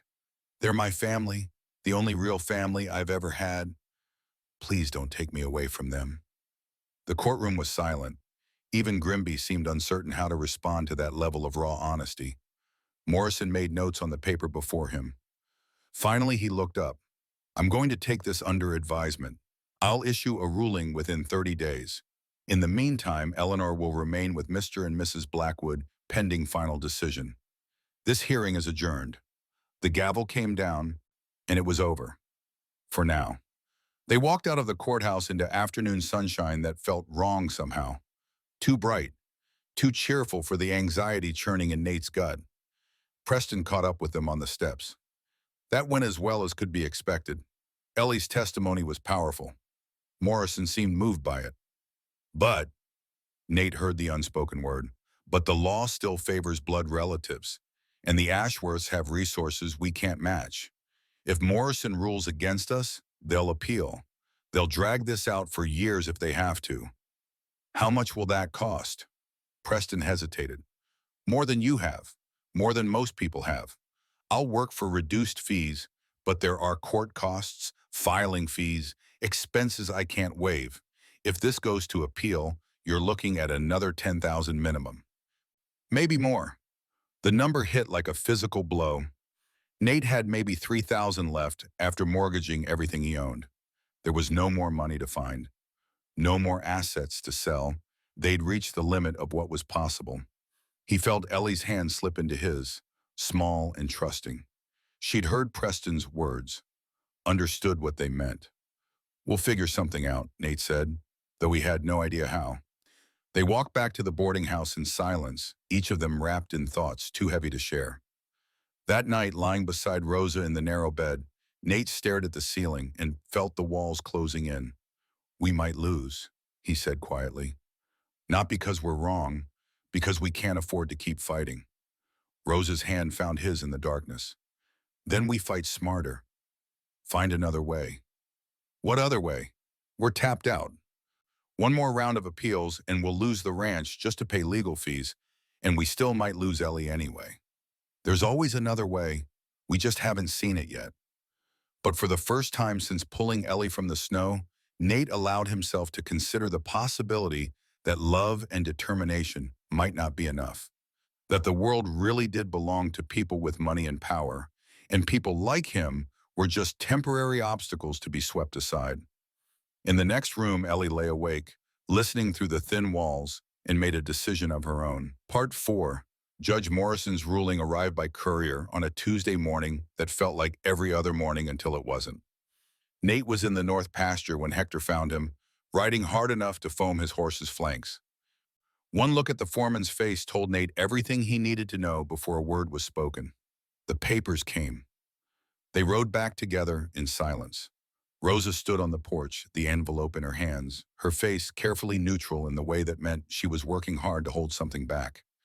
Ellie stood beside her, one hand gripping Rosa's skirt. Nate dismounted and took the envelope. His hands were steadier than he expected as he broke the seal and unfolded the document inside. The ruling was 12 pages long, dense with legal language that took real effort to parse. He skipped to the conclusion.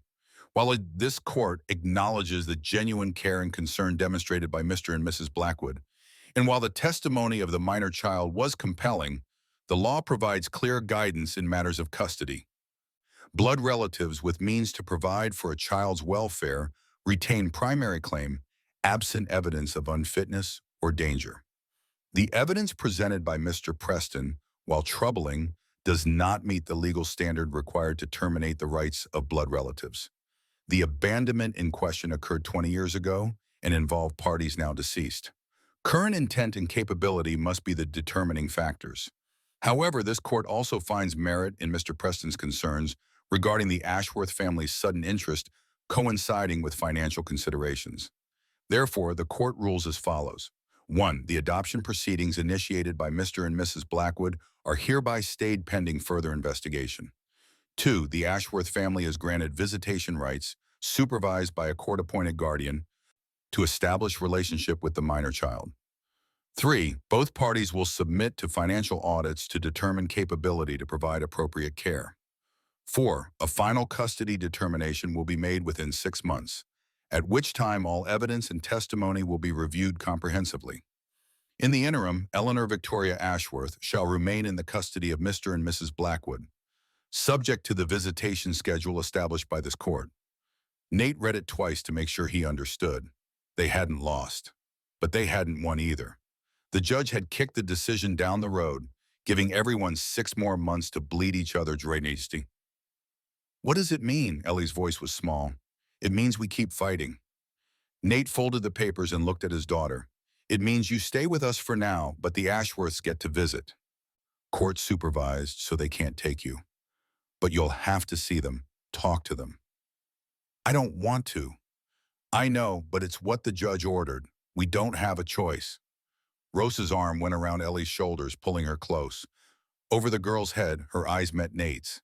In them, he saw the same question that haunted his own thoughts. How much longer could they sustain this? How much more did they have to give? Preston's letter arrived that afternoon, delivered by the same courier. The lawyer's handwriting was cramped and hurried. Morrison's ruling is both victory and disaster. We retain custody but gain nothing permanent. 6 months means 6 more months of legal fees we cannot afford. The Ashworths will use this time to build their case while draining our resources. They're playing the long game. Financial audit will expose our weakness. They know we're leveraged to the breaking point. Expect them to leverage that knowledge. I'll continue fighting, reduced fees where possible. But you need to prepare for the possibility that resources, not righteousness, will determine the outcome. We need a miracle. Or we need them to make a mistake big enough to disqualify their claim entirely. Start praying for one or the other. B. Preston. Nate burned the letter after reading it. No point letting Ellie see words that would feed her fear. That night, he sat on the back porch long after Rosa and Ellie had gone to bed, staring at stars that offered no answers. 6 months, half a year, 180 days to find money he didn't have or a solution that didn't exist. The ranch mortgage was already bleeding them. Another 6 months of legal fees would finish the job. They'd lose everything: house, land, livestock, future, and probably still lose Ellie in the end. Unless Preston was right, unless the Ashworths made a mistake. Nate had no idea what that mistake might look like, but he found himself hoping for it anyway. Hoping that greed or arrogance or simple human fallibility would give him the opening he needed. He didn't have to wait long. The first supervised visit took place 2 weeks later in a room at the Cheyenne courthouse under the watchful eye of a matronly woman named Mrs. Pemberton, who'd been appointed by Morrison to ensure propriety. Randolph and Marcus Ashworth arrived precisely on time, dressed in suits that cost more than most families made in a year. Up close, they looked even more prosperous than they had in court. Well-fed, well-groomed, radiating the confidence of men who'd never been denied anything that mattered. Randolph was older, maybe 45, with thinning hair and a mustache waxed to aggressive points.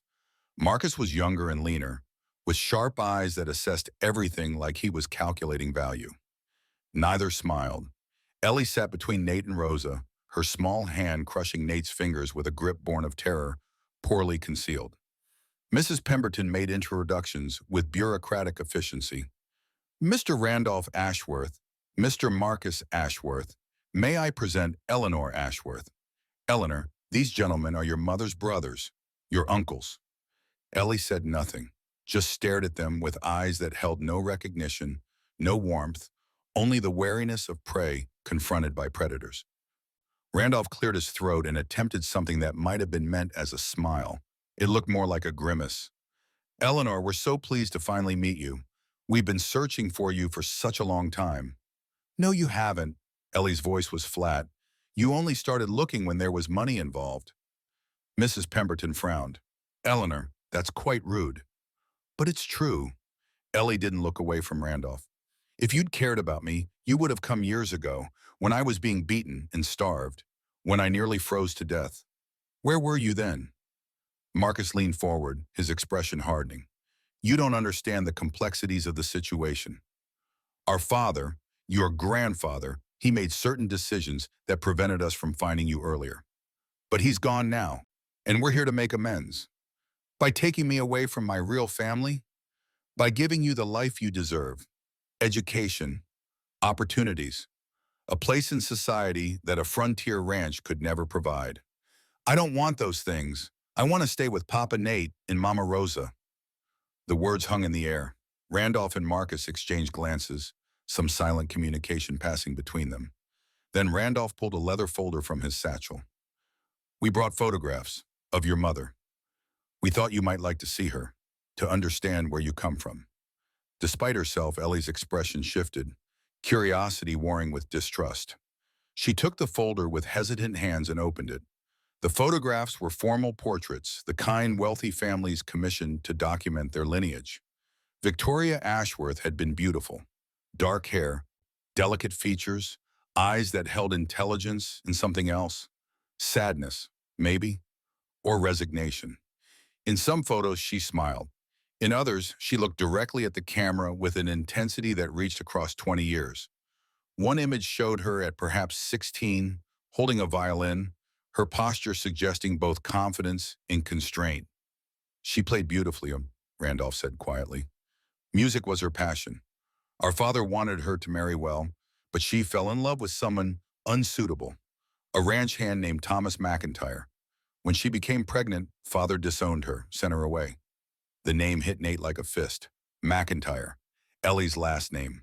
Not assigned by Hiram Poole as Nate had assumed, but inherited from her father. Where is he? Ellie's voice shook slightly. My father, Thomas McIntyre. Where is he? Dead. Marcus said it with the bluntness of someone delivering unwelcome but necessary information. He died before you were born. Ranch accident. Your mother never recovered from the loss. It's part of why the birth was so difficult. She'd given up by then. Ellie stared at the photographs, fingers tracing her mother's face. She looked like her, Nate realized. Same bone structure, same eyes, same hair color. The resemblance was undeniable. She wanted to keep you, Randolph continued. Begged father to let her come home with her baby. He refused. Said she'd made her choice and had to live with the consequences. After she died, he paid a farmer to take you. Paid him well to make sure you stayed hidden.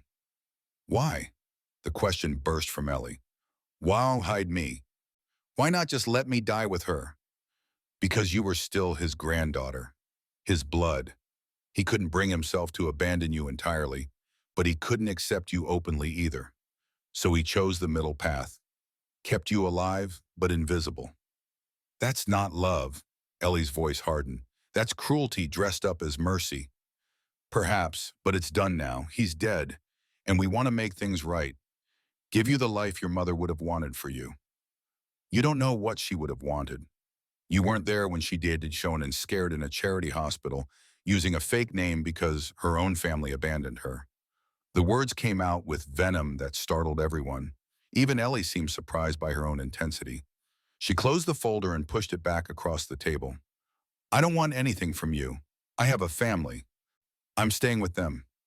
Marcus's expression hardened further. When he spoke, the pretense of warmth evaporated. You're a child. You don't get to decide. The courts will determine where you belong, and blood outweighs sentiment. Enjoy your time with the Blackwoods. It's temporary. Mrs. Pemberton stood abruptly. Gentlemen, I think this visit has concluded. Eleanor is clearly distressed. We're entitled to the full hour. Randolph's voice carried steel beneath the cultured exterior. And I'm entitled to end visits that cause undue emotional harm. The hour is concluded. The brothers left with barely concealed anger radiating from both. As they passed through the door, Nate heard Marcus mutter something to Randolph that sounded like, "This is taking too long," and other options. The words lodged in Nate's mind like splinters. Other options? What did that mean? They rode back to the ranch in heavy silence. Ellie stared out the wagon window at passing scenery she didn't seem to see. Rosa kept a protective arm around her shoulders. She was pretty, Ellie said finally. My mother. She looked kind. She was your mother, Rosa said gently. Of course she was beautiful to you. Do you think she wanted me? Really wanted me, not just said so to her brothers? I think she loved you enough to defy her family. That's a powerful love, mija, but not powerful enough to live for me. There was no good answer to that. Rosa simply held her tighter. That night, Nate found Ellie sitting in the barn with Smoke, her face pressed against the gelding's neck. The horse stood patient and still, as if he understood the girl needed his solid presence more than anything else.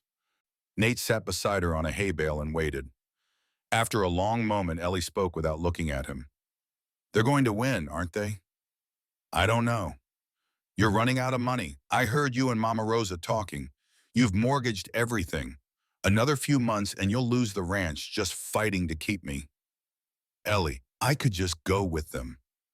Her voice was small. Let them have what they want. Then you'd be safe. You and Mama Rosa could keep the ranch. Nate's chest tightened. Is that what you want? No, but it doesn't matter what I want. It never has. People like me, we don't get to choose our lives. We just survive them the best we can. That's not true anymore. You have a family now, people who will fight for you. Even if it destroys you? Even then. Ellie finally looked at him, and her eyes were wet. That's not fair. You shouldn't have to sacrifice everything for me. I'm not worth it. Nate pulled her close, and she didn't resist. You are worth it. You're worth this ranch 10 times over. You're worth every dollar we've spent and every dollar we'll spend. Don't ever think different. She cried into his shirt, the kind of deep, wrenching sobs that came from a well of grief too long denied. Nate held her and let her cry, knowing this was something she needed more than reassurance. When she finally quieted, her voice was muffled against his chest. I love you, Papa. I never said that to anyone before, but I love you and Mama Rosa. That's why I can't let you lose everything for me. Loving someone means protecting them even when they don't want protection, even when it costs more than you can afford. That's what family does. Then we're all in trouble because I'm pretty sure the Ashworths can afford more than we can.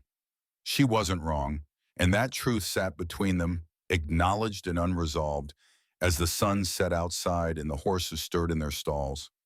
Over the next 3 months, the legal battleground forward with the inexorable momentum of an avalanche. The Ashworths filed motion after motion, demanding psychological evaluations of Nate and Rosa, questioning their fitness based on Rosa's immigrant status, suggesting that a frontier ranch was unsuitable for raising a female child of Eleanor's lineage. Each motion required response, and each response cost money they didn't have. Preston fought back fiercely, but even his reduced fees added up.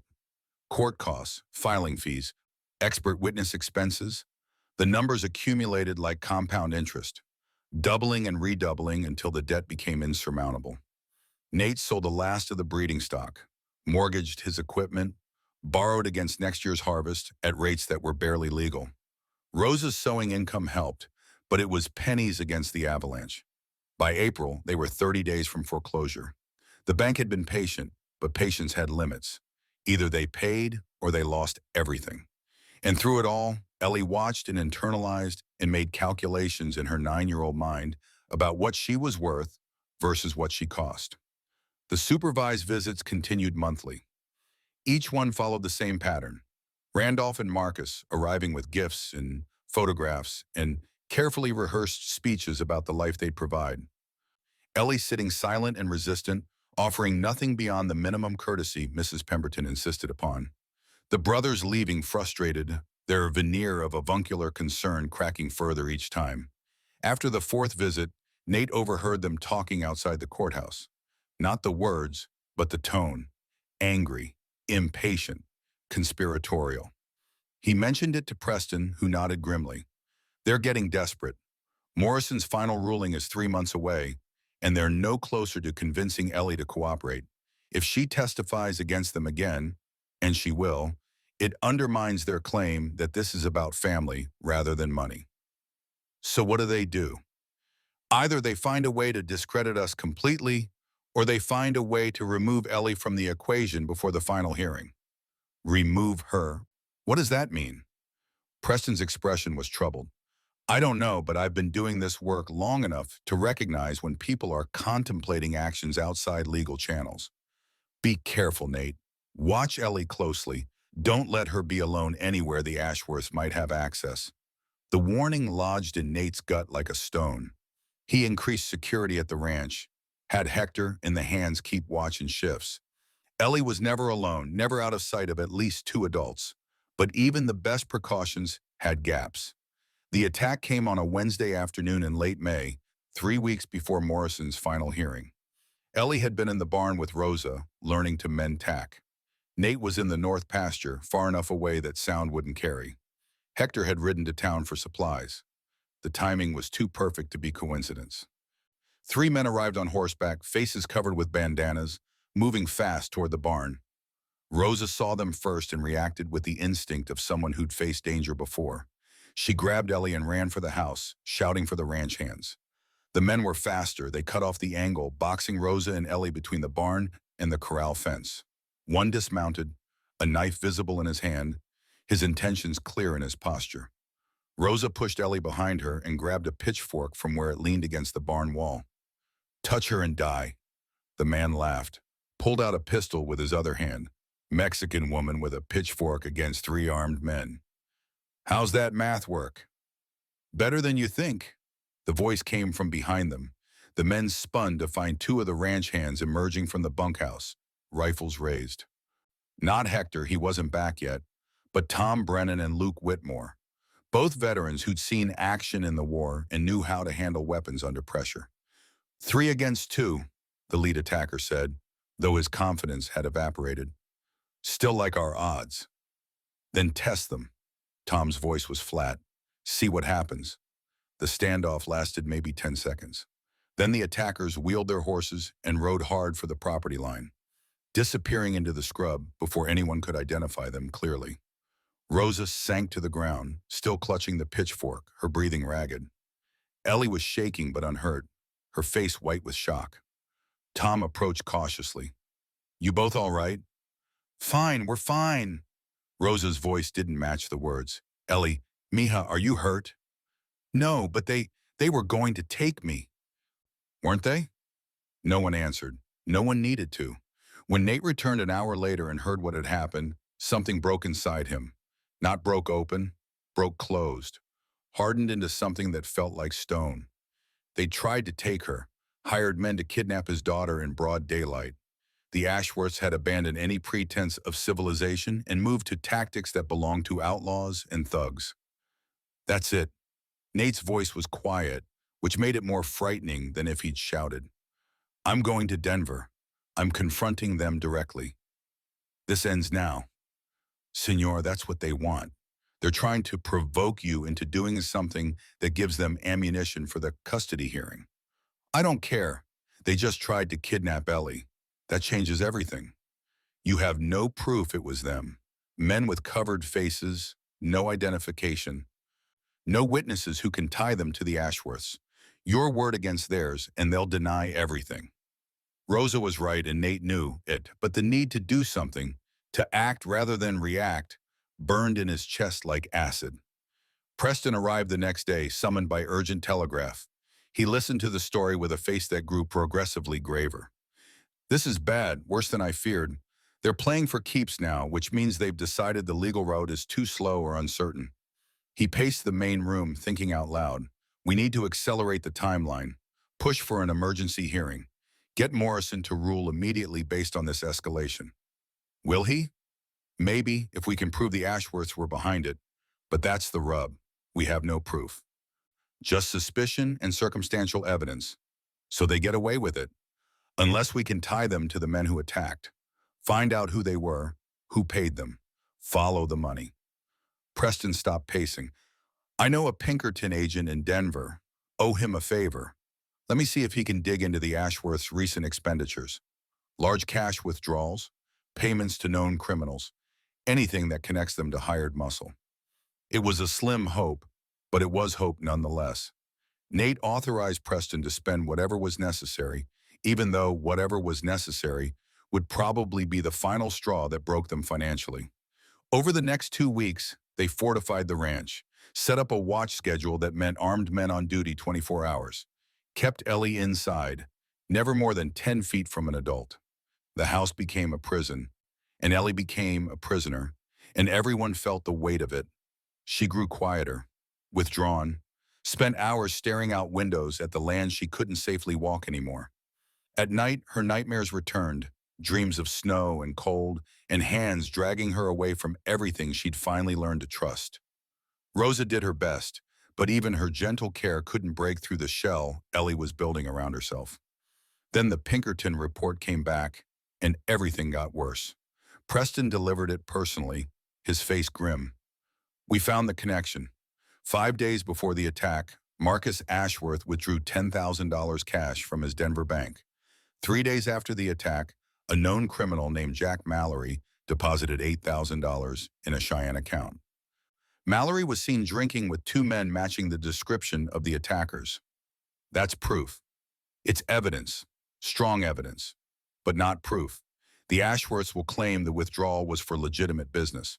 Mallory will claim he won the money gambling or earned it through legal work. Without someone willing to testify to the direct connection, we have conspiracy, but not conviction. So we get Mallory to testify.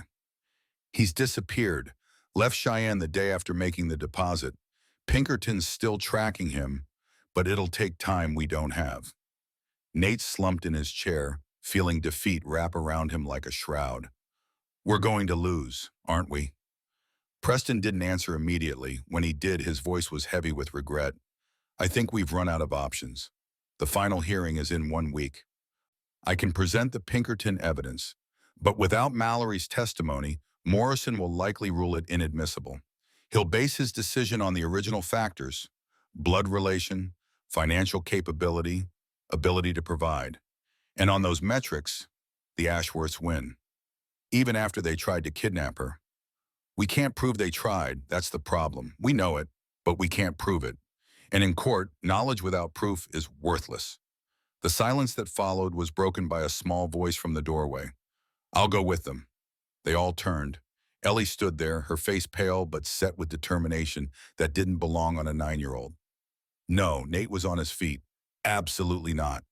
It's the only way. If I agree to go, they'll drop the legal case. You'll keep the ranch. Mama Rosa won't have to sew every night until her fingers bleed. Everyone will be safe. Except you. I'll survive. I always do. Her voice cracked. Please, Papa, let me do this. Let me save you for once, instead of you always saving me. Rosa crossed to her and knelt, taking both of Ellie's hands. Mija, they tried to kidnap you. If they get legal custody, there's nothing to stop them from hurting you. You understand that? I understand that if you keep fighting, you'll lose everything, and I can't. Tears spilled down her cheeks. I can't be the reason you lose your home. I can't be that burden. Please. You're not a burden. Nate's voice broke. You're our daughter. Then let me protect my family the way you've protected me. Let me go. The words hung in the air, devastating in their sacrifice. A 9-year-old child offering herself to save the adults who'd fought so hard to keep her safe. Preston spoke quietly. If Ellie were willing to testify that she'd voluntarily chosen to live with the Ashworths, it would end the legal battle. They'd get what they wanted. The court costs would stop. The financial bleeding would end. At what cost? Nate's hands were shaking. We send her to people who see her as a bank account? Who tried to kidnap her? Who will control her fortune until she turns 21, if she lives that long? I know. I'm just stating facts, not advocating for them. Ellie wiped her face with the back of her hand. It's my choice. I'm the one who should get to make it. You're 9 years old enough to understand what matters. You and Mama Rosa matter. This ranch matters. Keeping you safe matters more than anything else. Rosa pulled her close, and they stood like that, woman and child, mother and daughter, while Nate felt his world crumbling around him. He'd fought so hard, spent everything, mortgaged his future, changed his life, all to keep this one small girl safe and loved and part of a family. And now she was volunteering to walk away from it all to save him. The cruelty of it The unfairness hit him like a physical blow. This was how they lost. Not through legal maneuvering or financial exhaustion, but through love itself, through Ellie's love for them being turned into a weapon against everyone she cared about. No, the word came out flat, final. I won't let you do this. You don't have a choice. I can tell the judge I want to go. He'll listen to me. You heard him last time. My testimony matters. Ellie, I've made up my mind, Papa. I'm sorry, but I have to do this. It's the only way to make sure you're safe. She pulled away from Rosa and walked upstairs to her room. The door closed with a soft click that sounded like finality. Nate stood frozen, unable to process what had just happened. After everything, after finding her, saving her, fighting for her, they were going to lose her anyway. Not to legal machinations or financial constraints, but to her own choice. A choice born of love and sacrifice that would destroy them all regardless of the outcome. Preston gathered his papers with hands that shook slightly. I'll tell Morrison that Eleanor wishes to address the court directly at the final hearing. That's her right. He'll allow it. And then she'll say what she's decided to say, and Morrison will rule accordingly, and will have lost without ever really losing, which might be the worst way to lose there is. After Preston left, Nate and Rosa sat together in the gathering darkness, not speaking, just holding hands like people bracing for impact. Upstairs, Ellie lay on her bed, clutching the locket that held her mother's picture, and tried to convince herself she was making the right choice. Tried and failed. But sometimes the right choice and the necessary choice weren't the same thing. Sometimes you had to break your own heart to keep other hearts from breaking. She'd learned that lesson from watching the people she loved destroy themselves trying to protect her. Now it was her turn to protect them, even if it meant losing everything she'd finally learned to call home. Part 5, the night before the final hearing, Nate couldn't sleep. He lay beside Rosa in the darkness, listening to her breathe and feeling the weight of tomorrow pressing down on his chest like a physical thing. Somewhere in this house, Ellie was awake too. He could feel it in the quality of the silence, the way it held tension rather than release.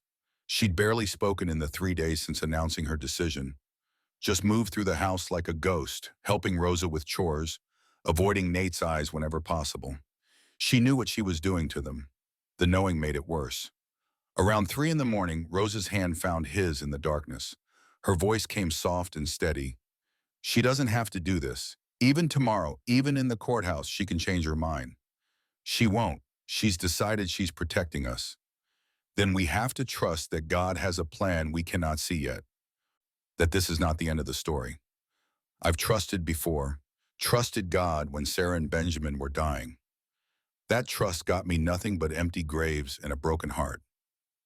Rosa's hand tightened on his. And yet you trusted again when you found Ellie. Trusted that saving her was worth the risk of caring. That trust gave you a daughter, gave us a family. Trust is not about guarantees, Nathaniel. It is about faith that meaning exists even in suffering. I'm tired of suffering, tired of losing people I love. Then fight one more day, because tomorrow in that courthouse, something will happen. I feel it. Something is coming that none of us can see yet. Nate wanted to believe her, wanted to believe in last-minute miracles and divine intervention and the idea that righteousness ultimately triumphed over power. But he'd lived too long to put much stock in fairy tales. Still, he held Rosa's hand and let her faith carry them both toward dawn. The courthouse was packed when they arrived. Word had spread about the case. Wealthy family from Denver trying to claim a frontier orphan girl, common rancher fighting to keep his adopted daughter. It had all the elements of frontier drama that newspapers loved. Reporters occupied the back rows, notebooks ready. Spectators filled every available seat. The Ashworth brothers sat at their table looking confident. Grimby and 2 other lawyers flanked them, expensive suits and leather satchels communicating resources unlimited. They didn't even glance at Nate as he entered. Preston was already at the defense table, papers spread before him, his face drawn with fatigue. He'd been working around the clock trying to find something, anything that might change the trajectory of today's proceeding. Any luck with Mallory? Nate asked quietly as he sat. The Pinkerton agent tracked him to Kansas City, lost him there. We've got the financial records, but without his testimony, Morrison will likely rule them circumstantial. Preston's voice was heavy. I'm sorry, Nate. I've done everything I know how to do. I know, you've done more than anyone could ask. Ellie sat between Nate and Rosa, her face pale but composed. She wore the blue dress Rosa had made for her hair braided neatly, the locket at her throat catching the light from the high windows. She looked small and fragile, and far too young to be deciding her own fate. Judge Morrison entered, and the bailiff called for order. The courtroom settled into expectant silence. Morrison surveyed the packed room with an expression that suggested he wasn't happy about the circus his courtroom had become. When he spoke, his voice carried irritation barely restrained. This is the final hearing in the matter of Ashworth versus Blackwood regarding custody of the minor child Eleanor Victoria Ashworth. I've reviewed all evidence submitted, all testimony provided, all motions filed by both parties over the past 6 months. I'm prepared to issue my ruling today. He paused, looking directly at Ellie. However, I understand the child wishes to address the court directly before I rule. Eleanor, please approach. Ellie stood slowly. Rosa's hand touched her shoulder briefly, a gesture of support and goodbye. Then Ellie walked to the witness stand, climbed into the chair that was still too large for her, and faced the room. Morrison's voice gentled slightly. Eleanor, you understand that what you say here today will be part of my decision? That your testimony carries weight? Yes, sir. And you understand that you're under oath to tell the truth? Yes, sir. Very well. What would you like to say? Ellie took a breath. Her hands gripped the armrests of the chair. When she spoke, her voice was steady despite the fear Nate could see in her eyes. I want to say that Mr. and Mrs. Blackwood have been good to me, better than anyone in my whole life. They saved me when I was dying. They fed me and clothed me and taught me what it means to have a family that actually cares. They spent all their money fighting to keep me safe. She paused, swallowing hard. And that's why I can't let them lose everything because of me. I know what the law says. I know blood relatives have rights. And I know that if this keeps going, Papa Nate and Mama Rosa will lose their ranch and everything they've worked for. Morrison leaned forward. Eleanor, are you saying you wish to live with your uncles, the Ashworth family? I'm saying, her voice cracked. She started again. I'm saying that I don't want the people I love to be destroyed fighting for me. If going with the Ashworths means they'll be safe, then that's what I'll do. Nate felt something tear inside his chest. Rosa's hand found his, gripping tight. Morrison studied Ellie with an expression that might have been sympathy. That's quite a sacrifice for a 9-year-old to make. It's not a sacrifice if it saves the people who matter. Before Morrison could respond, the courtroom doors opened. Every head turned. A woman entered, moving with the purposeful stride of someone who'd traveled hard and fast to arrive on time. She was maybe 60, well-dressed but road-worn, with iron-gray hair and eyes that swept the room before fixing on the Ashworth brothers with an intensity that made both men visibly stiffen. Your Honor, her voice carried authority despite evident exhaustion. I apologize for my late arrival. My name is Catherine Ashworth. I'm the late Jeremiah Ashworth's sister, Eleanor's great-aunt, and I have testimony that's relevant to this proceeding. Morrison's eyebrows rose. This is highly irregular. The evidentiary period has closed. I understand, Your Honor, but I have documents that prove fraud and conspiracy on the part of the petitioners. Documents that materially affect your ruling. Grimby was on his feet. Your Honor, this is clearly a delay tactic. We weren't notified because I didn't know she existed until 4 days ago. Preston was standing now too, his voice carrying triumph barely restrained. Mrs. Ashworth contacted my office after reading newspaper coverage of this case. She has evidence that my clients and I have had no opportunity to review or present until now. Morrison looked between the lawyers, then at Catherine Ashworth, then at Ellie still sitting in the witness chair. His expression suggested a man watching a simple case spiral into chaos. Very well. Mrs. Ashworth, approach and be sworn in. This had better be relevant. Catherine Ashworth took the stand with the confidence of someone who'd spent decades navigating difficult situations. After being sworn in, she produced a leather folder from her bag and opened it. Your Honor, was Jeremiah Ashworth's younger sister. I disagreed with many of his decisions regarding my niece Victoria and her child. When Victoria died, I wanted to raise Eleanor myself. Jeremiah refused. He paid Hiram Poole to take her, then later paid Cornelius Peaton to ensure she stayed hidden. She pulled documents from the folder. These are copies of financial records showing payments from Jeremiah's personal account to both men. Payments that continued quarterly for 9 years, ending only with Jeremiah's death 3 months ago. Morrison took the documents, studying them. His expression darkened. But there's more, Catherine continued. When I learned about this custody case, I did some investigation of my own. My nephews, Randolph and Marcus, have been hemorrhaging money for years. Bad investments, gambling debts, maintaining appearances they can't afford. They're broke, Your Honor. Completely broke. The only asset keeping them afloat is the family business, which Jeremiah's will leave to Eleanor when she turns 21. That's absurd.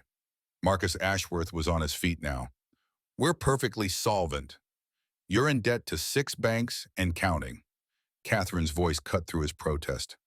I have documentation of that too.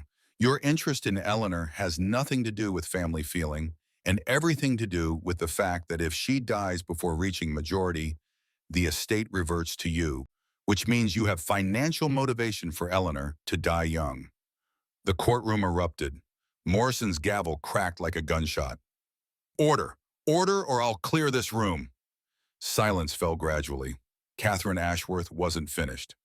And finally, Your Honor, I have a witness, a man named Jack Mallory, who was paid by my nephew Marcus to kidnap Eleanor from the Blackwood Ranch last month. Mr. Mallory had a crisis of conscience after reading about Eleanor's testimony. He's outside right now, prepared to testify to the conspiracy. Morrison's face had gone from merely dark to thunderous.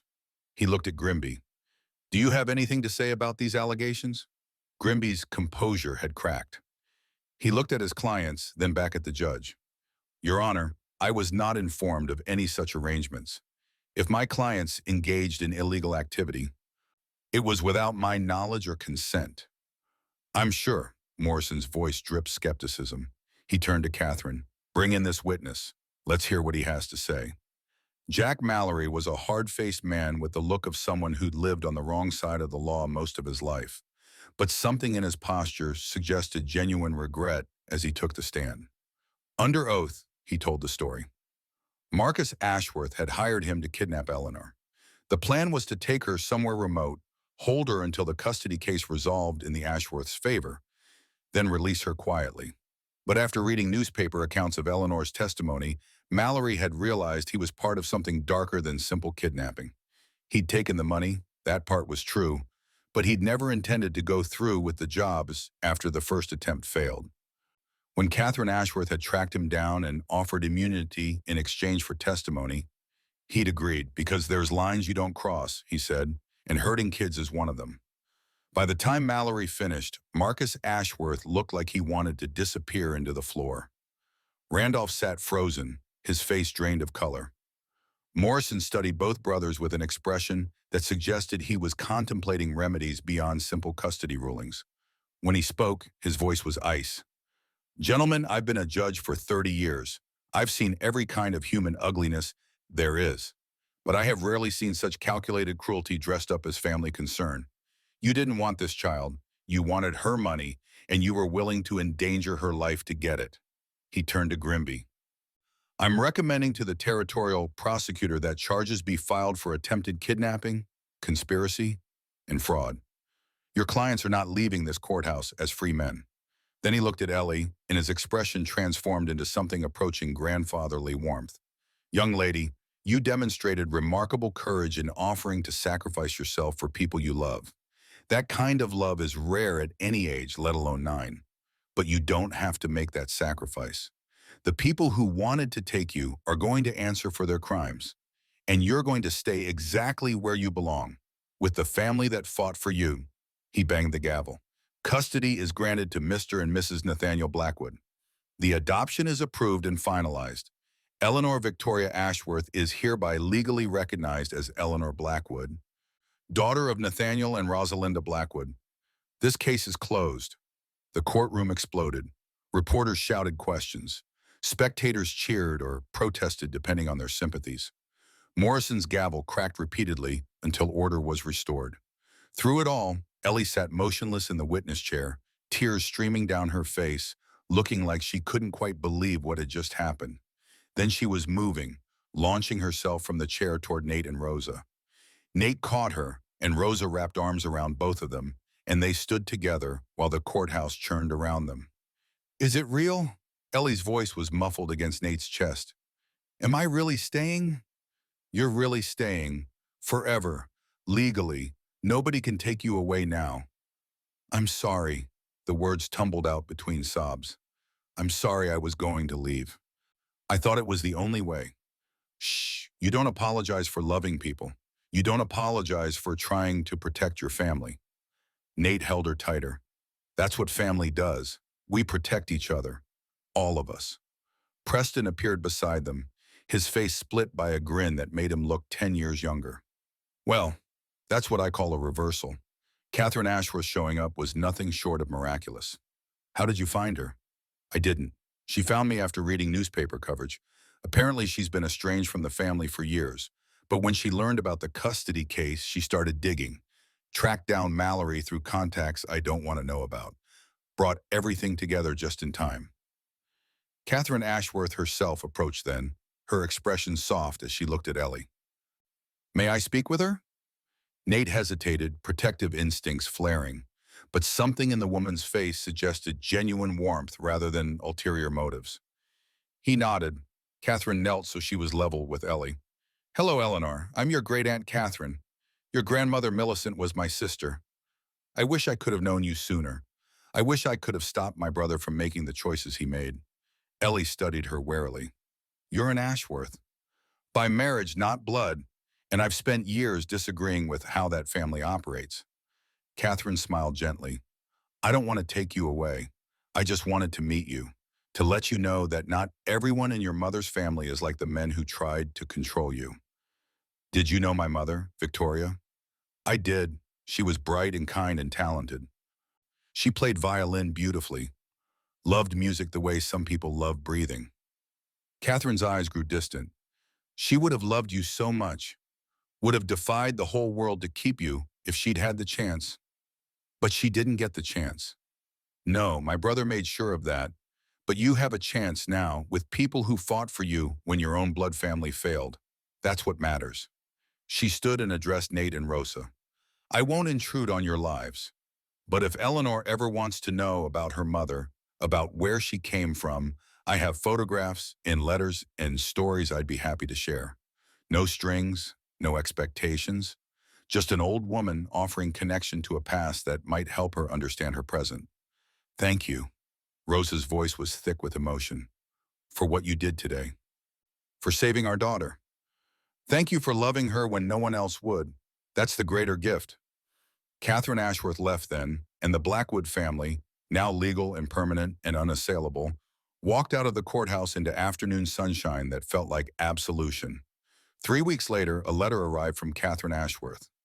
Inside was a cashier's check for $50,000 and a note in elegant script.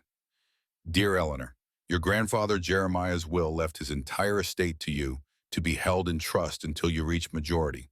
However, it also included a codicil that provided for educational expenses and establishment funds to be released earlier if needed. I've taken the liberty of liquidating some assets and establishing a trust in your name with more reasonable trustees than your uncles would have been. This check represents the first distribution, enough, I hope, to help your adoptive parents recover from the financial strain of fighting for you. The remainder will be invested conservatively. By the time you turn 21, you'll have resources to pursue whatever life you choose. But more importantly, you have something now that money can't buy. A family that loves you. Your mother would be proud of who you're becoming. With affection, Catherine. Nate stared at the check, unable to process the number. $50,000. More than enough to pay off the mortgage, settle the legal fees, rebuild the breeding stock, and have money left over. More than enough to save the ranch and secure their future. We can't accept this. The words came automatically. It's not right. Why not? Rosa asked. It's Ellie's money, her inheritance.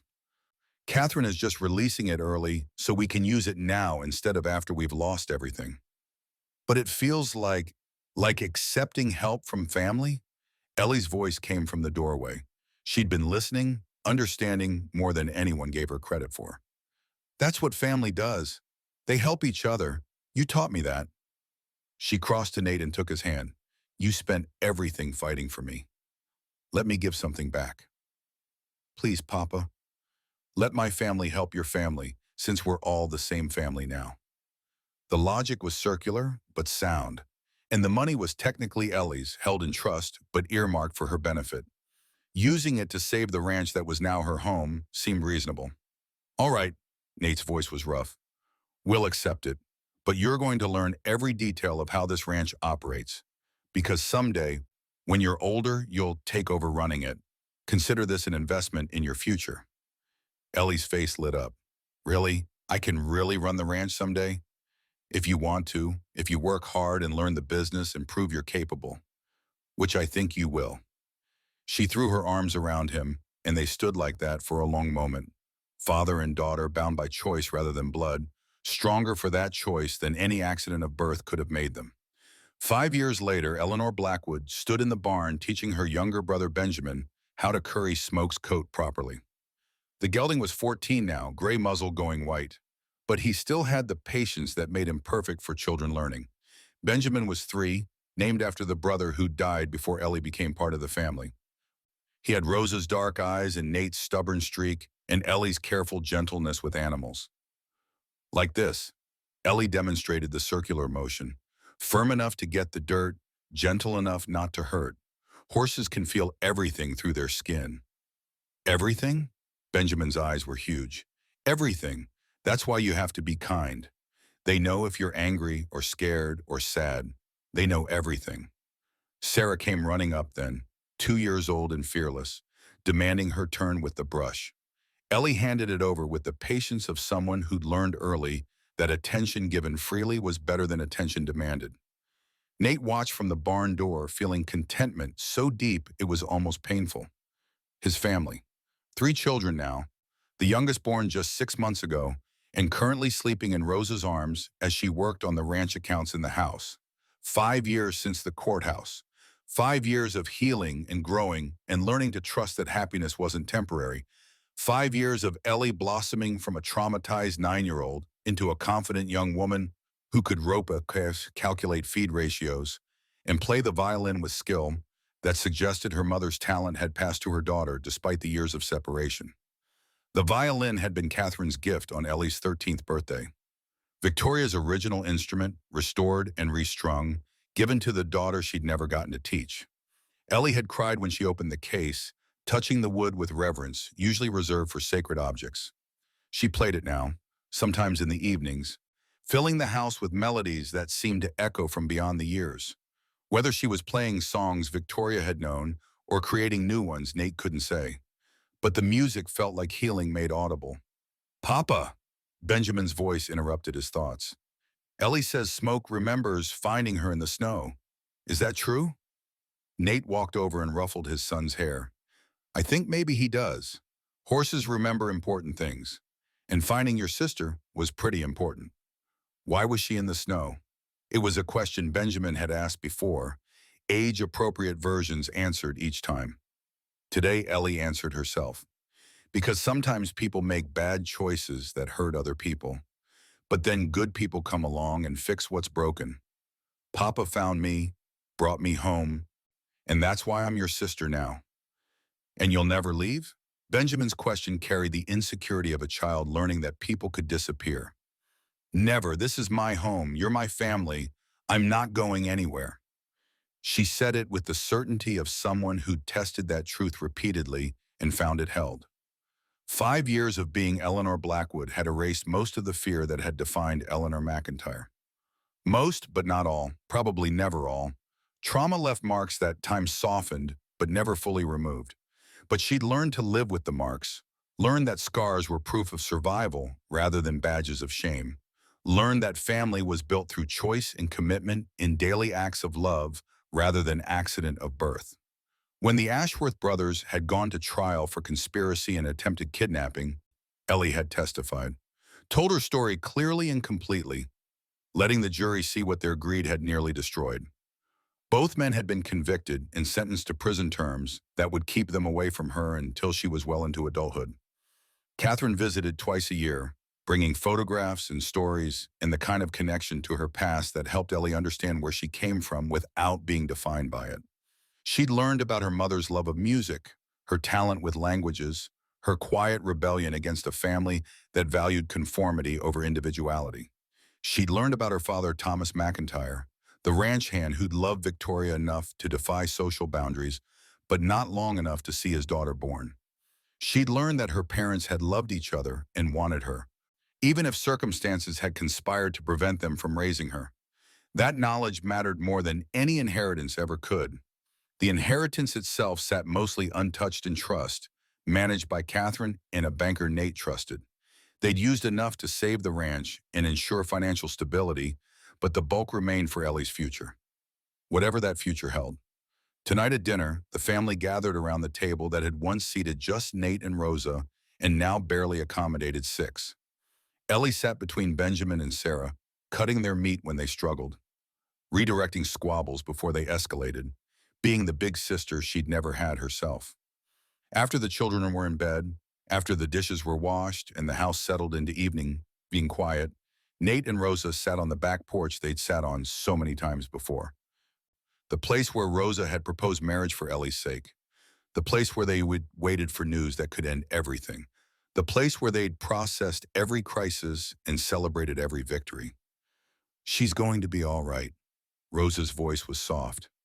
Better than all right. She's going to be extraordinary. She already is. Yes, but I mean extraordinary in ways the world recognizes.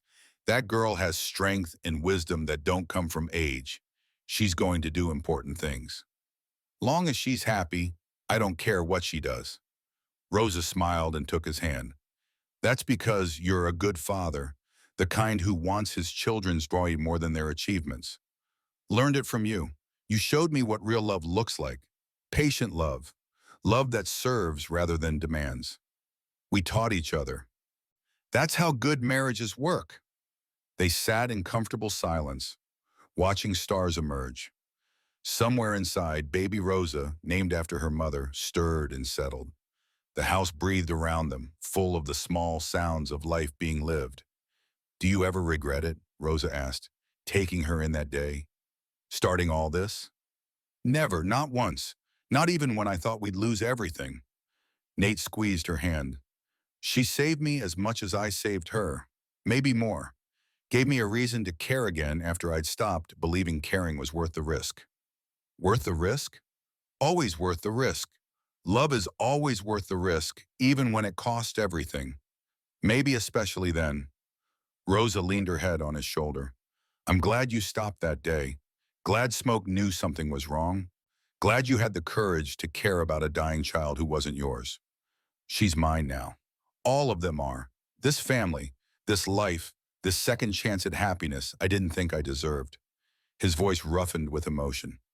I don't know what I did to deserve any of it, but I'm grateful every day. You loved when it was easier not to. You fought when it was easier to surrender. You became a father again when your heart was still broken from losing the first time. Rosa lifted her head to look at him. That's what you did to deserve it. You chose love over fear. That's always enough. Inside, Ellie was singing Benjamin and Sarah to sleep, the same wordless melody she'd been humming when Nate found her in the snow 8 years ago. The lullaby that connected her to a mother she'd never known and a family she'd built from scratch. The tune drifted out through the open windows, and Nate closed his eyes, listening, remembering the blizzard and the choice that had changed everything, remembering the fight that had nearly broken them, remembering the moment when the judge's gavel had come down and made permanent what love had already established. Sometimes rescue wasn't a single act, but a series of choices made over years.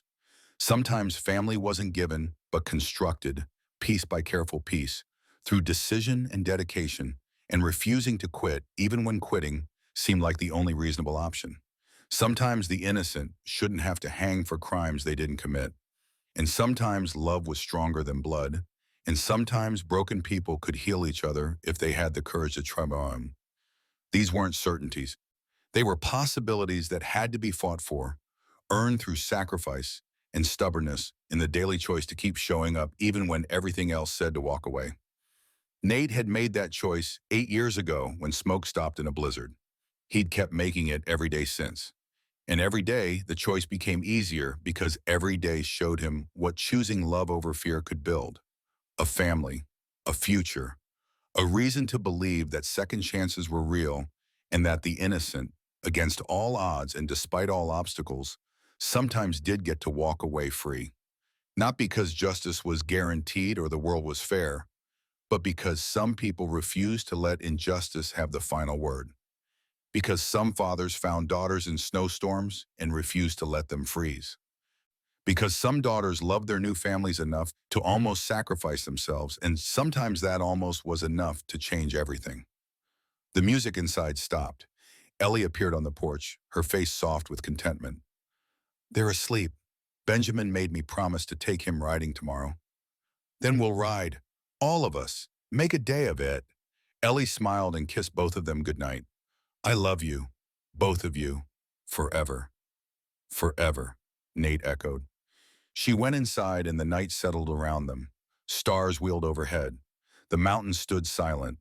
Somewhere in the darkness, the land stretched out that had almost been lost but now was secure, a legacy being built through love rather than luck.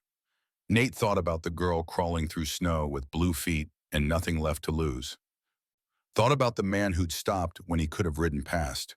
Thought about the chain of choices and chances and small miracles that had led to this moment. Then he stopped thinking and just felt the gratitude that came from being given more than he deserved and finding himself equal to the gift. Family wasn't blood, it was choice. And they had chosen well, all of them.